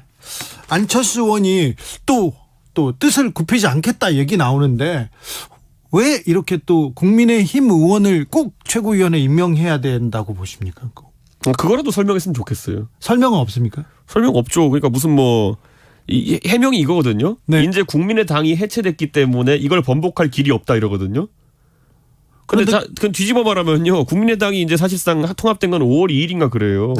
이 명단은 5월 13일인가 만들어진 걸로 알고 있거든요. 그러면 애초에 국민의당이 없어진 상태에서 이 명단이 나온 거기 때문에 명단 만들어질 때는 어떻게 만들어진 거냐. 그러니까 이게 그 출생의 비밀이 풀리지 않은 명단이기 때문에 누가 누구랑 상의해서 이 명단 만들었는지부터 밝히는 게 그럼 우선입니다. 알겠습니다. 정치는 좀 어렵군요. 이런 부분 다 명분이 있어야 되고 의미가 있어야 되고 아무튼 설명을 해야 되는데 설명을 안 하는 게 조금 이해가 안 됩니다. 자, 그런데요. 대선을 승리로 이끈 이준석 바로 혁신으로 가겠다고 해서 먼저 민주당보다 패한 민주당보다 먼저 혁신을 치고 나왔습니다. 그래서 민주당 쪽에서는 뭐 아이고 우리가 늦었다 이런 얘기도 했었는데 혁신위에 꾸려서 이렇게 굴러가는데 이 부분에 대해서 조금 당내에서 못마땅한 것 같습니다. 그리고 김기현 의원이 주도로 혁신 모임 또 만들었습니다. 민들레 친윤에서도 또 뭘 만든다고 하고요. 왜 이렇게 혁신 그룹이 막 나가고 생기는 거예요? 나머지는 공보 모임이고요. 당에서 하는 혁신이라고 하는 거는 당 사무처의 어떤 지원을 받으면서 공적 활동할 수 있는 혁신에 대한 논의를 하는 그런 그룹입니다. 그렇기 때문에 혁신위가 훨씬 더 정통성 있는 것이고 다른 모임과의 경쟁 관계는 아닙니다. 그렇죠. 당 조직이죠. 그렇기 때문에 혁신위는 그리고 이번에 지금 혁신이 출범할 때 뭐 막 이런저런 공격이 있지 않았습니까? 뭐 사조직이니 뭐니 그랬는데 지금 와서 본 구성된 명단 보시면 어디가 사조직이라는 건지 참 모르겠습니다. 그러니까 애초에 최고위원 한 분이 한 명씩 추천해가지고 명단을 구성하기로 했는데 거기다 사조직이라는 이름을 붙여버리면은 최고위원들이 되게 사조직입니까? 그러니까 애초에 그런 어떤 기우도 아니고 저는 상당히 악의적인 그러니까 혁신에 대한 폄훼가 이루어졌다 이렇게 보는 것이고 제가 이런 거예요. 제가 당을 장악하는 스타일의 인사를 지금까지 해온 인사였으면은 지금까지 공천관리위원회를 제가 한 두세 번 꾸려봤거든요. 대선 때도 그렇고 이번에 지방선거도 그렇고 보궐선거도 그렇고. 이번 지방선거 때는 정진석. 그러니까 제가 예를 들어 당을 장악하려 그러면은 공천관리위원회를 장악하지 못하러 혁신위 같은 약간 자문조직 비슷한 걸 제가 그걸 장악하려 들겠습니까? 그러니까 저는 이거야말로 되게 이상한 그냥 음해였다. 저는 이렇게 봅니다. 알겠습니다. 아무튼 배현진 최고가 당 혁신인데 당에서 만든 혁신인데 자잘한 사조직으로 오해받을 수 있다 이렇게 얘기하는 거는 아무도 오해 안 했어요. 그래요? 누가 오해합니까? 배현진 최고만 합니까? 그러니까 그때 보면은 배현진 최고위원이 그 다른 분들이 추천하기 꺼려하는 것 같다 또는 그 좀 그렇게 주저하는 것 같다 이렇게 표현하셨거든요. 배현진 의원이 그 말씀하셨을 때 나머지 최고위원들은 다 추천을 마친 상태였어요. 그래요? 배현진 최고만 안 했습니까? 뭐 유럽 갔다 오시고 이러면서 약간 정보가 느리셨던 것 같긴 한데 그때 이미 다 구성 완료됐을 때였습니다. 그렇습니까? 현안도 조금 여쭤보겠습니다. 서해 공무원 피살 사건 이거 국민의힘에서 TF팀 결성하기로 했는데요. 이 부분 어떻게 보시는지요? 저는요 사실 그 민주당이 집권하던 시기에 피해자 지상주의 유가족 중심주의를 항상 중간에 두고 이런 의문 사건에 대해서 대응해왔던 게 기억납니다.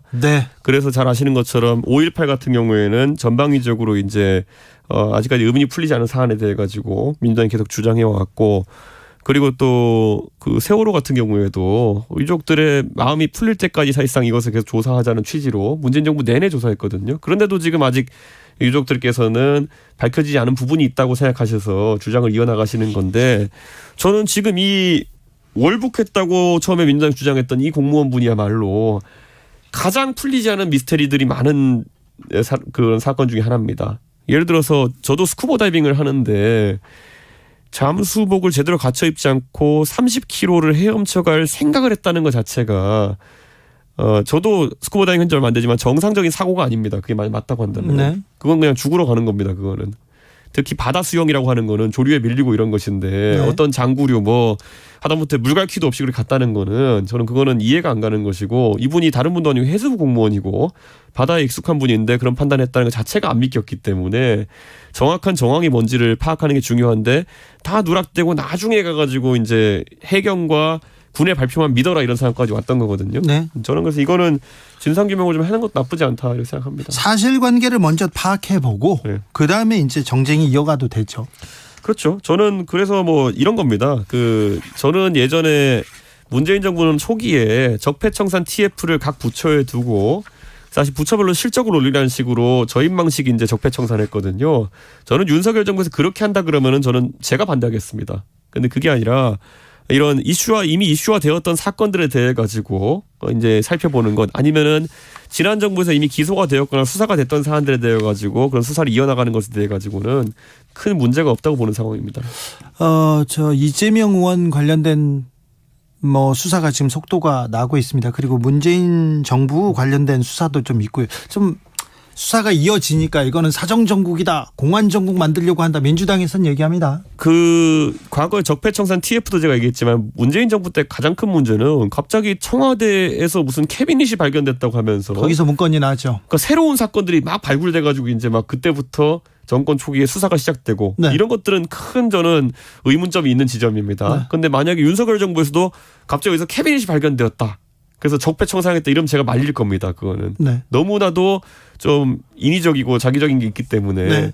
그런데 지금 상황은 아까 말했던 이재명 의원에 대한 여러 가지 의혹이란 이런 것들은 선거 과정에서 언론 등을 통해 제기되었고 우리가 소위 말하는 대장동 사건이라는 큰 줄기 심지어 이재명 의원 측에서는 윤석열 대통령이 몸통이라고 주장하는 사안이기 때문에 저는 이거는 잘잘못을 가려야죠. 네. 윤석열 대통령이 몸통이라는데요. 그거 안 가리면 어떡합니까? 아무튼 뭐 검사가 대통령이 된 데다가 검사 출신이 권력의 요직에 있기 때문에 뭐 수사가 진행만 돼도 약간 좀 뭐 정치적인 뭐 의구심을 갖는 건 또 사실이에요. 저는 그래서 한동훈 장관도 마찬가지지만 네. 윤석열 대통령도 어쨌든 지난 정권에서 이런 수사하는 과정에서 외압 때문에 힘들어했다고 하는 분들 아닙니까? 네. 그렇기 때문에 이번 정부에서는 어쨌든 각자의 위치에서 그런 외압에 해당하는 요소가 없도록 굉장히 조심해야 됩니다. 굉장히 조심해서 네. 실제 어떤 수사 결과가 나온다 하더라도 네. 국민들의 의구심을 갖지 않게 하고 네. 국론 분열이 일어나지 않게 하는 것이 중요하다. 이건 뭐 한동훈 장관도 윤석열 대통령도 너무 잘 알고 계신 부분일 거라 생각합니다. 그러니까요. 좀 그렇게 조심하고 우려가 크다는 것도 알아야 되는데요.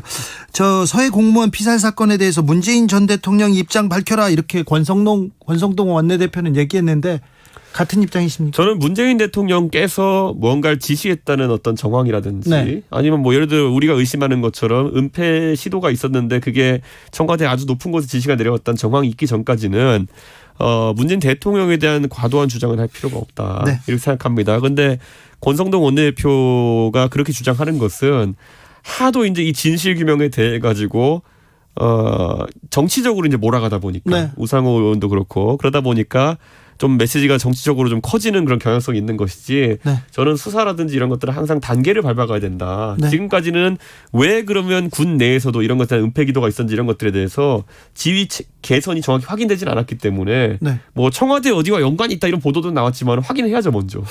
사실 규명이 먼저인 것 같아요. 국방이나 정보위에서 사실 내용을 좀 파악해보고 그 이후에 얘기를 해도. 그러니까 어쩌면 문재인 대통령께서 이걸 지시했을 수도 있지만은 반대로 이걸 보고받는 입장이었을 수도 있어요. 예? 누군가가 만든 정보에 대해 가지고 대통령도 보고를 받는 입장이었다면은 네. 보고받은 게 잘못은 아니지 않았습니까? 예. 보고받고 어떤 지시를 내려가지고 결과를 바꾸려고 했다든지 이러면은 그건 큰 문제인데 그건 전혀 확인된 게 없습니다. 근데 네.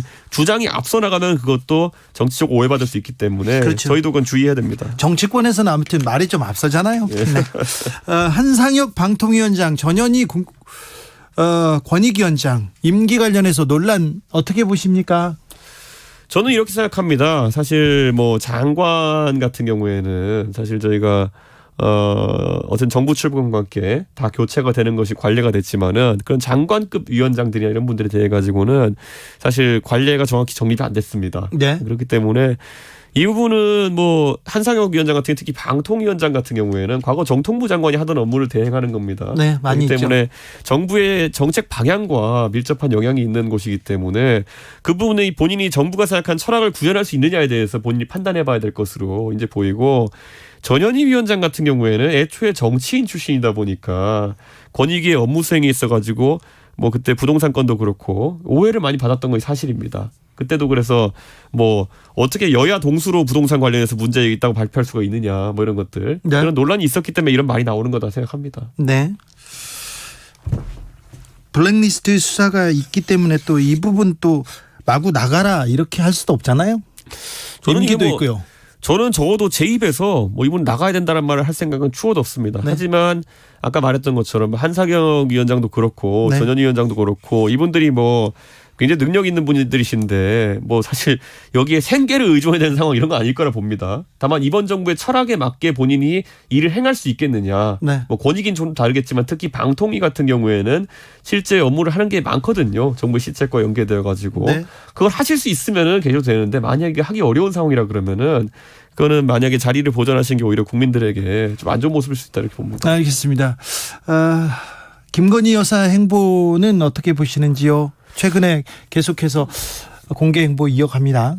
저는 선거 과정부터 김건희 여사의 행보는 오히려 대중적으로 많이 노출됐을 때 오히려 호감을 살 수 있는 부분이 있을 거다. 지금까지 부정적으로 묘사됐던 것보다 특히 본인의 전문성을 살려가지고 활동할 수 있는 분야들을 많이 했으면 좋겠다라는 네. 얘기를 했는데 저는 그 컨셉에 맞춰서 활동한다면 큰 문제는 없을 것이다. 이렇게 보는 것이고 지금 다만 이제 우리가 공약으로 제2부속실 폐지를 공언했기 때문에 그런 어떤 공적인 지원을 받지 못하는 상황 속에서 그래도 공적 지원을 해서 이런 좀 위기 관리는 해야죠. 저는 이 위기 관리라는 것이 소위 뭐 어떤 행동에 대한 관리 이런 것보다도 네.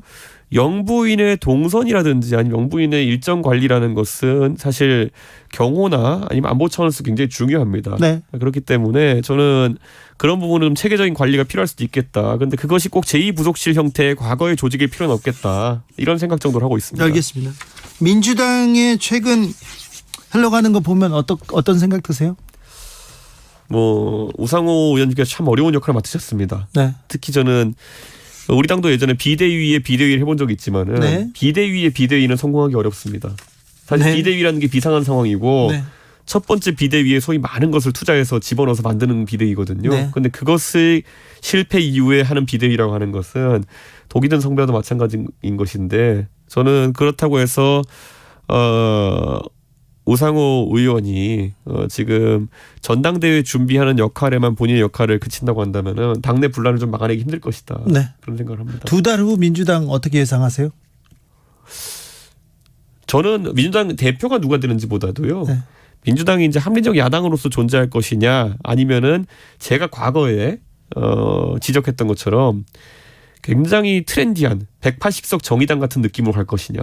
180석 정의당이요? 그러니까 정의당은 진보 정당으로서의 그런 어떤 색채가 강한 곳이고 네. 그런 아젠다 위주의 정당을 가는 곳인데 그 정당에서 노동이나 아니면 인권 이런 문제가 사라지고 어느 순간 젠더라든지 아니면 이런 문제만 남아가지고 네. 정당의 색이 완전 바뀌어버렸어요. 네. 제가 묘사하지만은 노회찬 의원이라든지 아니면 뭐 담병호 의원 옛날에 네. 아니면 권영길 의원 그리고 뭐 강기가 이런 분들이 주도하던 시절에 민주노동당과 지금 뭐 장혜영, 류호정 뭐 이런 분들이 주도하는 정의당은 완전히 색깔이 다르거든요. 네네. 네, 그렇기 때문에 저는 오히려 보편적인 노동이나 아니면 인권의 가치를 띄우는 정의당이 계속 있었으면 어땠을까 하는 생각 가끔 합니다. 네. 그런데 민주당도 최근에 보면은 이 사실 영토가 넓은 당이에요. 네. 그 범진보적인 아젠다를 다 다룰 수 있는 당인데 최근 보면 뭐 개딸이니 뭐니 이렇게 해가지고 참 편협한 아젠다를 다루는 것 같아가지고 제가 이렇게 말씀드릴게요. 20대 여성에서 민주당이 표를 많이 얻은 것처럼 보이지만요. 과거에 얻었던 것보다 적게 얻었어요. 네. 그러니까 20대 여성, 30대 여성, 20대 남성, 30대 남성 고루 민주당은 지지가 떨어졌습니다.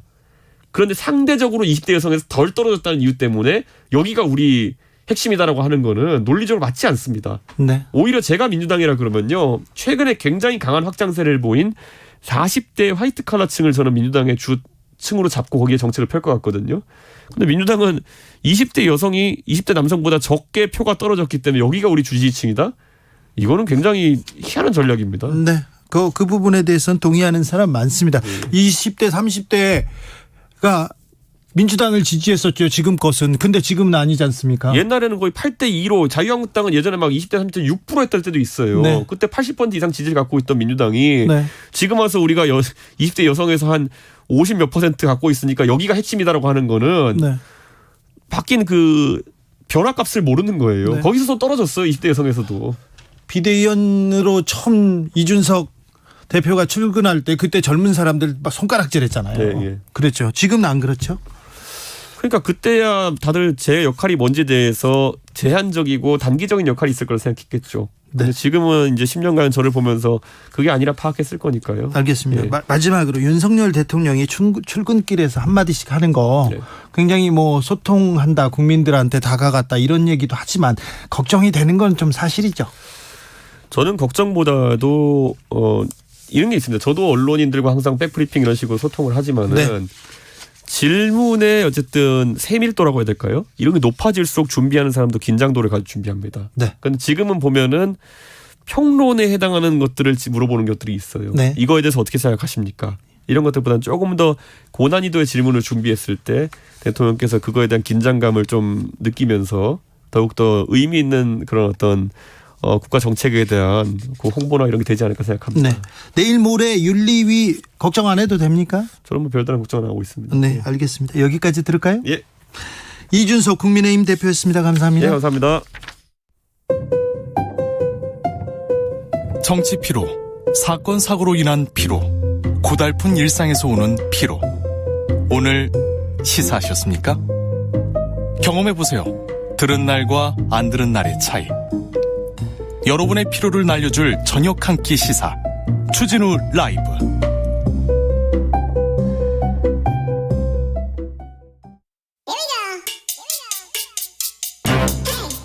뉴스를 향한 진지한 고민, 기자들의 수다. 라이브 기자실을 찾은 오늘의 기자는 은지옥이요. 시사인 김은지입니다. 오늘 준비한 첫 번째 뉴스부터 가볼까요? 네, 박순애 후보자에 대한 소위 부부 찬스 논란이 있습니다. 네, 교육부 장관 후보자인데 계속해서 찬스 나옵니다. 네, 이번에는 서동영 더불어민주당 의원실이 파악한 자료인데요. 네. 박 후보자와 남편 장모 교수가 공동으로 연구한 실적이 8건이라고 합니다. 남편하고 전공이랑 또 그다음에 연구하는 분야가 겹칩니까? 네, 이제 그렇지 않기 때문에 찬스라는 의혹이 나오고 있는 건데요. 네. 남편분 같은 경우에는 경제학과 교수이고요. 예. 그리고 박 후보자는 행정학과 교수인데요. 그렇죠. 그런데 왜 이게 금술이 좋으신가요? 네, 그것까지는 잘 모르겠고요. 박 후보자가 책임연구원으로 수행했던 2020년 행정안전부 연구 용역이 있고 또 2017년 환경부 연구 용역으로 참여한 것이 있는데요. 여기에 모두 남편이 공동연구원으로 들어갔다고 합니다. 그래요. 그래서 두 사람이 받은 인건비가 2,800만 원이 넘는다라고 하는데요. 논란이 되네요. 네, 이제 그러다 보니까 이제 소위 끼워주기 한 게 아니냐 이런 기사들이 나오고 있습니다. 그러게요. 이렇게 논문 저자 이렇게 발표할 때 이름 하나씩 이렇게 넣어주고 같이 뭘 취한 거 아니냐 이런 의혹 바로 일어납니다. 네, 2017년 환경부에서 했던 환경정책 이행 성과 재고 방안 연구 관련된 용역에서는 남편 장모 교수가 국내 환경정책 제도 및 법령 집행 현황 패널 분석이란 걸 했다라고 하는데요. 이제 경제학과 교수이다 보니까 게다가 국제금융을 전공해서 이것이 이제 물론 전공 분야가 달라도 가족끼리 연구를 함께 할 수도 있지만 이해 충돌 이슈가 있고 이게 적절했냐 이런 지적들이 나오고 있는데요. 물론 이에 대해서 박 후보자는 연구윤리를 위반한 사실이 없다 이렇게 반박했습니다. 이건 좀 자세히 따져봐야 됩니다. 이건 분명히 따져야 됩니다. 교육부 장관 후보자입니다. 그런데 김승희 보건복지부 장관 후보자 의혹의 백화점인데요. 또 나왔어요, 또. 네, 그래도 박 후보자 이야기를 조금만 더 제가 전해드려야 될 것 같은데 남편이 실제로 이제 환경사회 지배구조 ESG 관련된 부분을 하고 있기 때문에 관련된 전문성이 있다 이렇게도 이야기하고 있습니다. 그분은 그렇게 얘기하는데 좀 잘 따져보자고요. 네네. 그리고 김승희 후보자 같은 경우에도 추가적인 의혹이 계속 보도되고 있는데 주로 정치 자금을 유용했다라는 의혹 부분인데요. 앞서서 관사테크, 관용차 테크, 주유비 의혹 전해드린 바가 있는데 이번에는 이제 과다하게 이제 음료 그리고 사무용품, 다가용품 관련해서 특정 업체에서 지출했다 이런 의혹들인데요. 음료를 많이 사 먹었어요? 네, 이제 특정 업체에서 유달리 이제 그렇게 많다라고 하는 것인데. 뭘 많이 사 먹었어요? 네, 이제 A4 용지를 특히 많이 사용했다 이렇게 이제 기사가 나오고 있는데요. A4 용지요? 네, 네. 네, 한 달에 24만 원 정도인데 통상은 한 10만 원 정도 든다라고 보면 되는데 그것이 2배여서 4년 동안 누적되어서 꽤 많은 비용이 들어갔다라고 하는 것이거든요. A4 용지를 얼마나 썼다고요? 네, 물론 A4 용지만 산 건 아닌데요. 예. 이제 2016년부터 2020년 이제 4년 동안의 국회의원 임기 기간 동안에 특정 잡화점에서 총 4천만 원 가까이를 결제했습니다. 여기서 이제 주로 사무용품, 음료, 다과 이런 것들을 한 해 평균 985만 원 정도 썼다라고 하는데. 네, 네. 네, 근데 이제 평균적으로 보면 네. 이제 A4 용지를 한 2배 정도 썼다라고 하는 건데 이에 대해서도 김 후보자 쪽에서는 겸임 3인을 이용하고 있었기 때문에 문서 출력량이 더 많았다. 근거 없는 의혹 제기다. 이렇게 반박하고 있습니다. 상임위원들은 다 뭐 겸해서 합니다. 이번 위원회 다른 위원회 2개씩 하는 사람 많은데 거기에 비해서도 많이 썼는데요. 그러지는 않습니다. 지금 의혹일 뿐인데 예전에는 국회의원들이 어느 식당에 가서 뭐 카드를 긁어놓고 그리고는 이렇게 좀 깡을 하는 경우가 있었습니다. 깡이라고 하죠. 그 보통 얘기로 그렇게 돈을 좀 돌려받고 그리고 어느 가게에서 카드를 지출하고 돈을 돌려받아서 정치 자금으로 쓰는 예가 한 10년 전에는 좀 있었어요. 여러 번 있었는데 이거는 확인되지 않았습니다. 그런데 관련 보도가 이어지고 있다 보니까 선관위에서도 정치자금 관련된 부분을 좀 다시 보겠다 이렇게도 밝히고 있는 상황이라서요. 아무튼, 네. 의혹에 대한 해명이 좀 더 필요할 것 같긴 합니다. 그렇습니다. 그리고 A4 용지를 많이 썼기 때문에 이건 제가 일을 열심히 했어요. 이렇게 많이 했어요. 이렇게 해명하면 지나갈 수도 있는 사안입니다. 그러면 오히려 미담이 될 수도 있는데요. 근데요, 이분들 청문회는 합니까? 네, 이제 그게 핵심인데요. 아직도 날짜가 안 잡혔습니다. 결국 청문회에서 더욱더 이런 의혹들이 좀 해명도 하고 더 깊이 들어갈 수 있는 부분들이 있을 것으로 보이는데 원래는 18일과 19일 이렇게 김 후보자, 박 후보자 청문회 일정이 있었거든요. 네. 그런데 아직도 국회에 원구성이 되어 있지 않아서 날짜조차 잡히지 않고 있는 상황입니다. 네, 그 청문회는 열어야죠. 여야가 좀 머리를 맞대기를 바랍니다. 자, 다음 만나볼 뉴스는요? 네, 지난 5년 동안의 검사 징계 내역을 참여연대가 공개했습니다. 관보에 이렇게 실습니다. 징계가 확정되면 그래서 이거는 팩트로 이렇게 다 나와 있는 내용들입니다. 증명된 내용이라고 할 수 있습니다. 네, 참여연대가 매년 검찰 보고서라고 하는 것을 공개하는데요. 저의 열심히 보는 책 중에 하나입니다. 네, 참여연대 굉장히 중요한 권력 감시 역할을 하고 있습니다. 네, 중요한 역할입니다. 그래서 지난 5년 동안의 문재인 정부에서 검찰 보고서를 총망라해서 이번에도 공개를 했는데요. 네. 이것들을 보고 있으면 이제 검찰 개혁의 방향에 대한 고민을 좀 하게 됩니다. 네. 51명이 모두 이제 징계를 받았는데 누구나 뭐 징계받을 수 있을 텐데요. 그것을 조직적으로 감싸고 처벌받지 않는다라고 하는 것은 문제가 될 수 있잖아요. 네. 그 부분에 대한 지적입니다. 한 발 더 들어가 보겠습니다. 네, 그러니까 공무원한테 좀 잘 봐달라 이런 취지의 청탁을 하면서 4개월에 걸쳐서 366만 원 넘게 접대받았다라고 하고요. 그러면 이 사람 바로 해고되죠. 그렇죠. 게다가 이제 특정 변호사 선임해라 이렇게 소개까지 해줬다라고 하면 이거 특정 변호사를 소개한 것 자체는 이건 범죄입니다. 네, 형사처벌 실제로 받을 가능성이 아주 높은데요. 구속될 수도 있습니다. 그런데 당사자가 검사면 징계 안 받을 가능성이 크다라고 하는 것을 이번 보고서를 보면 좀 알 수 있는데요. 네. 실제로 일어난 일입니다. 2017년 7월 달에 네. 정아무개 검사라는 분이 계셨는데 이분이 정직 6개월만 받고 내부 징계 받고 형사처벌은 안 받았습니다. 물론 징계 부과금이라고 해서 700만 원 넘는 돈을 내긴 했지만 형사처벌은 받지 않았거든요. 그럼 검사 계속 하고 있습니까? 네, 지금도 검사로 계속 근무하고 있습니다. 이거 범죄인데요. 이거 감옥에 갈 수도 있는 범죄인데요. 네, 이제 그 당시만 하더라도 기소권을 검사가 독점했기 때문에 검사의 판단에 따라서 형사처벌 여부가 정해진다고 볼 수 있는데요. 지금도 뭐 기소권 검사들이 독점하고 있어요. 물론 공수처가 있기 때문에 네. 좀 견제 권력이 생기긴 했지만요. 근데 검찰하고 지금 공수처하고 비율을 보면 한 9%를 검사들이 하고 있죠, 아직도. 네, 그리고 일반 공무원이라면 이 사건도 처벌받았을 거란 생각이 드는데요. 예. 사건 관련자로부터 99만 원짜리 만년필, 31만 원짜리 홍삼정 받은 검사도 견책 처분받고 넘어갔습니다. 99만 원짜리 만년필이라고 하는데 이분들이 말하는 거는 좀 다 믿을 수 없어서 훨씬 더 비싼 걸지도 몰라요. 그런데 견책 처분만 끝났어요, 그러면? 네, 그렇죠. 견책은 검사에 대한 징계 중에서 가장 가벼운 처분입니다. 야, 조심해. 이 정도로 넘어갑니다. 네. 감봉도 아니고요. 네, 그냥 지나갑니다. 또 다른 내용은요? 네, 술에 취한 상태로 택시를 타고 가다가 운전기사 때렸던 인천지검 부천지청의 A 검사가 있는데요. 네.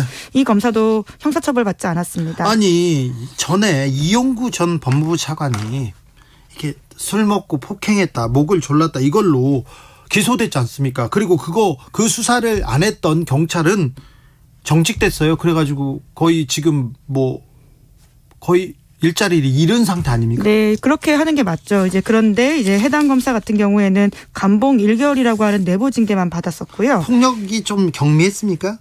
그렇다고 보기에는 운전기사의 머리를 때리고 어깨를 깨물었다라고 하는데. 깨물었어요? 네, 그렇게 보도되어 있습니다. 그런데 기소유예 처분을 했다라고 하는데요.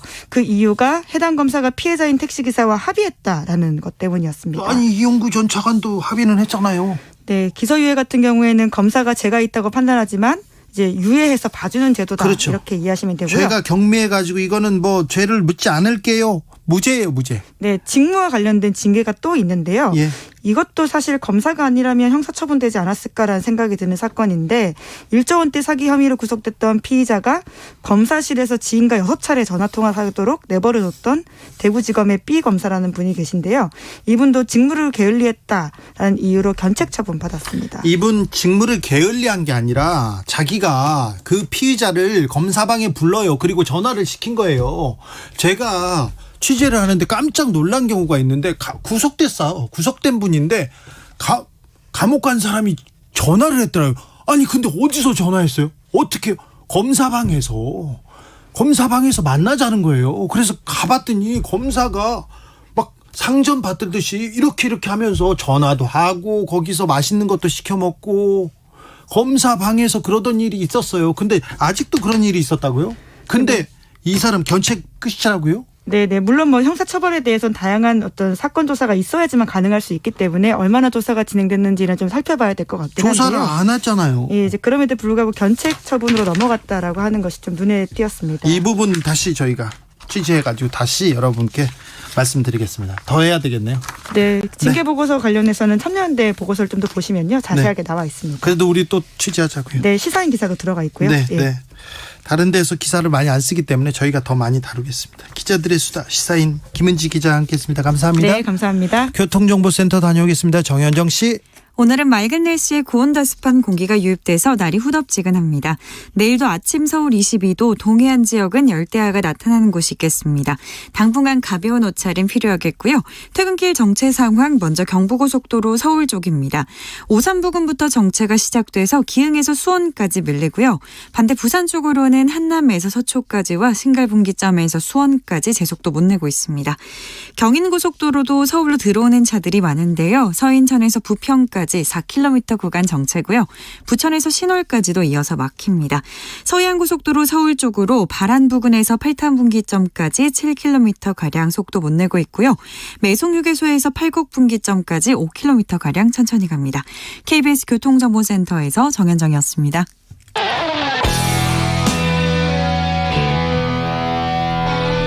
스치기만 해도 똑똑해진다.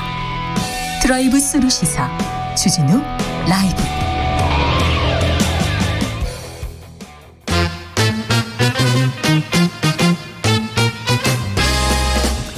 정치권 뉴스와 화제, 여론조사와 빅데이터로 집중 분석해 드립니다. 여론과 민심.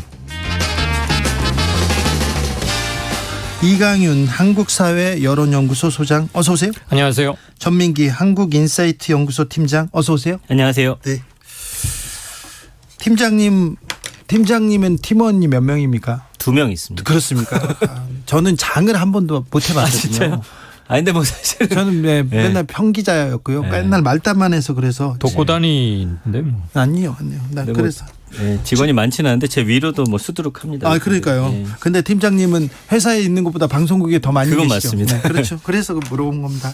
자, 물가가 심상치 않습니까? 물가가 지금 가장 큰 숙제인데요. 네. 어떻게 봐야 됩니까? 이거 지금 우리나라는 가계부채가 많기로 OECD에서도 아주 우려스럽게 봐왔잖아요. 그래서 뇌관이라고 폭탄이라고 그래요. 항상 얘기했잖아요. 뇌관이죠. 그런데 금리 올랐어요. 그러면 은행에서 돈 빌린 사람들 이자 늘어나겠죠. 그것만으로도 허리가 휘는데 물가가 엄청 오릅니다. 지난번에도 한 말씀드렸는데 유가는 경제 전 분야에 영향을 미치기 때문에 이 고유가가 핵심이고요. 그래서 물가는 오르고 주식은 폭락하고 가장 나쁜 것들이 지금 중첩돼 있다. 우리가 최악으로 상정할 수 있는 것은 금리를 올리고 있는데도 앞으로도 올릴 거지만 그런데도 물가를 못 잡는다면 지금 상황이 그래요. 그렇습니다. 이게 최악입니다. 그런데 미국 연준 발표 같은 거 보면은 간단치가 않아요. 올 연말에 가서는 은행 주택담보대출 금리가 8% 얘기도 나오고 인플레가 9% 이상 치솟는다 이런 얘기까지 나옵니다. 죽어나는 건 서민은 물론이고 이렇게 되면 중산층도 붕괴할 우려가 대단히 높아질 겁니다. 그런데 그래서 윤석열 정부에서 와이노믹스 얘기를 하면서 규제를 풀겠다. 그리고 세금을 깎아주겠다. 이렇게 얘기를 했는데 근데 민심은 어떻게 받아들입니까? 지금 일단은 굉장한 공포감을 느낄 정도로 감성어를 보면요. 사람들은 공포. 지금 사실은 기사 같은 거는 지금 최근에 이슈가 되는 정치권 기사에 비해서 양이 한 4분의 1, 5분의 1밖에 안 돼요. 그럼에도 불구하고 언급량이 많은데 그중에서도 일단 전기요금 오르는 것에 가장 민감하게 반응하고 계시고요. 그다음 기름값, 가스요금인데 감성어는 비슷합니다. 폭등, 힘겹다. 외면하고 있다. 이 정부에서 그런 이야기도 있고 비싸다, 공포, 걱정이 된다. 이런 단어들 나오고 있고요. 불가피하다라는 것도 있는데 가격 인상과 관련해서 굉장한 어떤 우려와 심할 경우는 아까 말씀드린 이제 공포감을 느낄 정도로 경제에 대한 관심이 상당히 높은데 이제 너무 언론에서는 정치 사안에 대해서 많이 다루는 부분에 대한 좀 불만족도 갖고 계신 것 같습니다. 네, 경제 민생 사실 삶의 질 삶과 가장 결정적으로 이렇게 연관돼 있지 않습니까? 일상생활이죠. 매일매일 부딪히는 거. 생활은 그런데 근데 우리는 시사, 뉴스, 정치 이런 쪽에 이렇게 좀 매몰돼 있습니다. 그 뉴스가 편중돼 있습니다.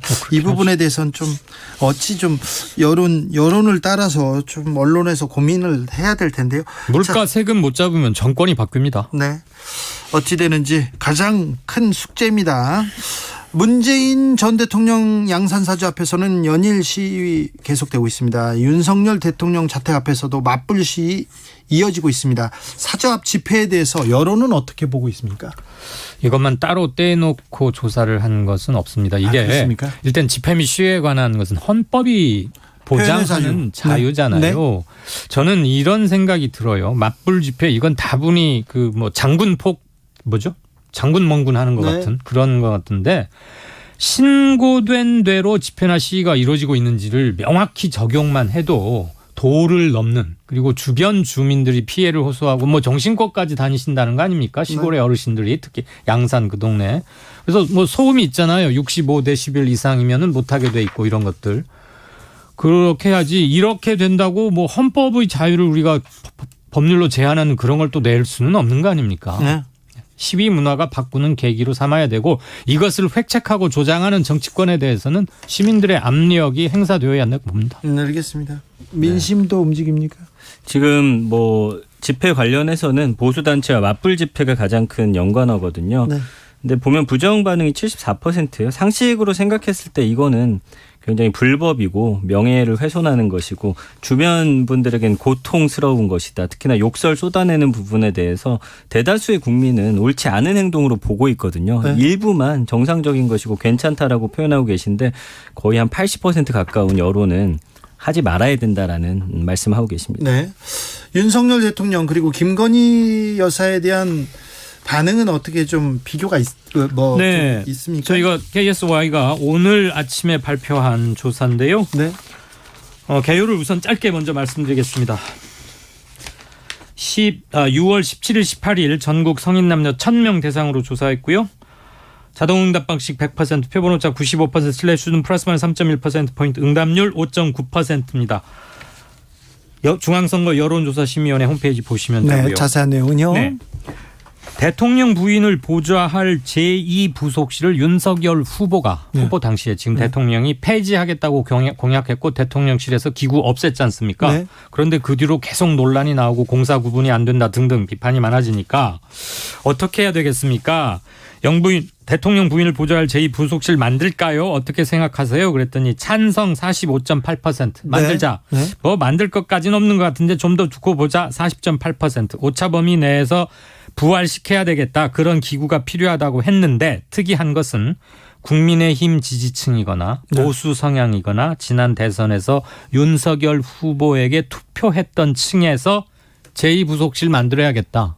이대로 두면 자꾸 뭐 걱정되고 우려될 일이 많이 나온다. 네. 이런 응답을 보였습니다. 네. 평균보다 훨씬 높은 50%대 후반에서 부속실 만들자는 적극적으로 좀 만들었으면 좋겠다. 이렇게 뭔가 계속 걱정이 된다는 얘기겠죠. 네. 네. 빅데이터 상에서는 지금 윤석열 대통령 지난주랑 부정 비율이 거의 비슷합니다. 큰 변화가 없는 상황이고요.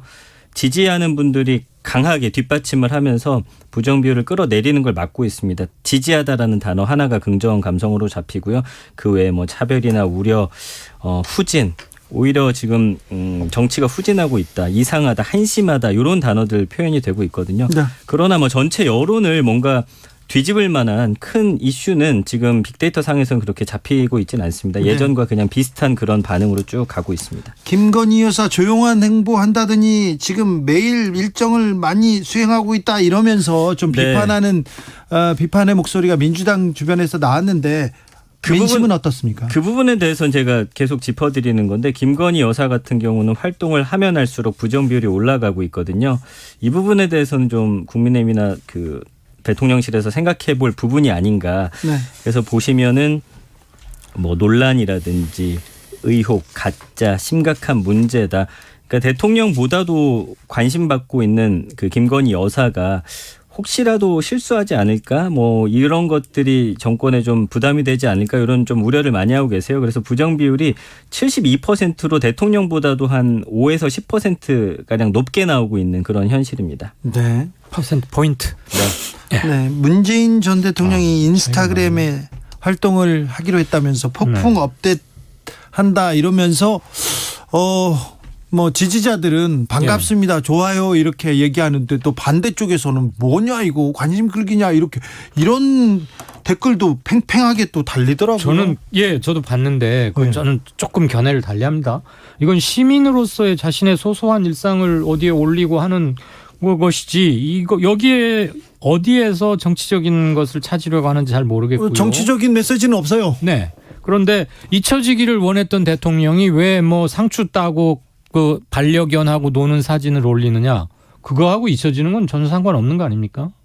저는 그래서 일각에서 SNS를 뭐 폭풍 업데이트 이렇게 하는 제목에도 이미 어떤 의도가 좀 개입된 게 아닌가 그런 개인적 느낌을 가졌습니다. 언론에서 제목에 잊혀진다더니 이게 먼저 붙어 있어요. 그러니까 좀 의도가 있다고 볼 수도 있죠. 제목 장사인데 온당치 않아 보입니다. 그러니까 언급량이 많지 않다는 건 국민들은 사실은 일정 부분 뭐 그건 개인의 생활 아니냐 이렇게 저는 동의한다고 보여지고요. 언급량이 많지는 않군요. 많지는 않습니다. 지금 1,000건이 채 안 되거든요. 기사 몇 개만 그런 게 나왔군요. 그러니까 이제 대신 부정 비율이 이제 60%로 높은 건 좀 반대하는 분들이 좀 강한 의사를 좀 남기고 있다. 그러나 국민들은 큰 관심을 갖지 않는다. 왜냐하면 뭐 대통령들 해외에서도 그렇고 SNS 활동 많이 하기 때문에 이 부분이 나쁘다라고 지적하는 건 없습니다. 전 팀장님, 김건희 여사의 언급량이 굉장히 다른 정치인보다 훨씬 관심이 크죠. 어떤 분의 어떤 정치인의 언급량이 큰가요? 자, 지금 쭉 정리를 해볼게요. 일주일로만 놓고 보면 일단 윤석열 대통령이 한 18만 건 정도, 이재명 의원이 한 17만 건 정도. 그래요. 한동훈 이제 장관이 일주일에 4만. 그리고 이준석 대표가 2만 정도인데. 그래요? 예. 김건희 여사가 6만 건이에요. 네. 그러면 사실은 그 양당에 어떻게 보면은 대통령과 전 이제 그 후보였던 후보. 두 사람 빼놓고는 네. 모든 정치인들보다도 가장 많은 언급이 되고 있다라고 좀 보여지거든요. 네. 기사량으로 봤을 때는 이 5명 중에 양 자체는 4번째입니다. 순위는. 네. 그러나 언급이 많이 되고 있다라는 건 그만큼 파급 효과가 있다라고 봐야 되겠죠. 그렇죠. 어떻게 보시는지요? 이것도 퍼스트레이드 이펙트인가요? 아니요. 김건희 여사는 특별히 관심을 많이 받는 것 같습니다. 예. 선거 전부터 그랬고요. 네. 여러 가지 구설과 논란이 있었고 사과도 했고 그리고 무엇보다도 본인 스스로 그리고 대통령 부인 남편이자 대통령인 윤석열 후보도 내조만 하겠고 영부인이란 말도 없앴는데도 불구하고 취임 후 한 달을 조금 넘기면서 양상이 사뭇 다르니까 그런데 그게 스무스하게 잘 넘어가고 많은 사람들이 수긍할 수 있고 끄덕거릴 수 있다면 모르겠는데 공사 구분 논란 등을 통해서 계속 구설이 잇따르니까 뭔가 변화가 필요한 거 아니냐. 그래서 언급도 이렇게 많아지는 게 아닌가 싶습니다. 네. 윤석열, 이재명을 빼고는 6만이라면 압도적으로 많네요. 이준석 조금 전에 출연한 이준석 당대표도 엄청난 뉴스메이커인데 이준석 대표 2만 건, 김건희 여사 6만 건, 무려 3배입니다. 그러니까요. 한동훈은 2인자라는데 4만. 네. 2인자. 아무튼 이준석 대표보다 한동훈 장관이 언급량이 많다는 거는 굉장히 놀랍습니다. 네, 그건 뉴스네요. 특별히 저 보수 진영에서 한동훈 장관 관련된 기사가 나오거나 말이 나오면 그렇게 좋아한다면서요. 글쎄요, 뭐 그 부분은 제가 뭐 확인할 수는 없습니다만 그래도 일단 이야기가 나오면 여기는 이제 뭐 인사 관련해서도 계속 거론이 되고 찬반하는 입장에서 좀 첨예하게 붙을 수밖에 없는 그런 좀 사안들이 그렇죠. 많지 않나라는 생각이 듭니다. 네.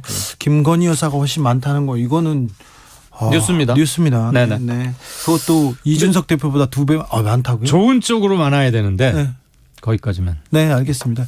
이순덕님께서 서민들 너무 힘들어요. 살기 어렵습니다. 이렇게 얘기하는데 아무튼 민생 경제를 챙기는 그런 움직임이 국회에서 보여주지 않습니다. 정치권에서도 거기에 대해서는 노력하는 모습 보여주지 않고 있어서 정부 여당도 문제고 지금 주 기자가 잘 지적하셨지만 비상경제회의를 하는데 대통령도 국무총리도 거기 참석지 않았습니다. 그건 좀 문제가 있죠. 그런 얘기는 별로 없어요. 그러니까 일단 기사량에서만 봐도 경제 관련 기사가 일주일 동안 뭐 1,500에서 2,000개인데 지금 김건희 여사 관련한 게 4,720개, 이준석 대표 8,990개 정도니까 그 비율 자체도 국민의 관심사보다는 좀 다른 쪽으로 옮겨져 있지 않나 생각이 듭니다. 여론과 민심 읽어봤습니다. 이강윤 소장님, 전민기 팀장님 감사합니다. 고맙습니다. 안녕히 계십시오. 주진우 라이브 마칠 시간입니다. 오늘 돌발 퀴즈의 정답은 60세였습니다. 60세. 저는 내일 오후 5시 5분에 돌아오겠습니다. 지금까지 주진우였습니다.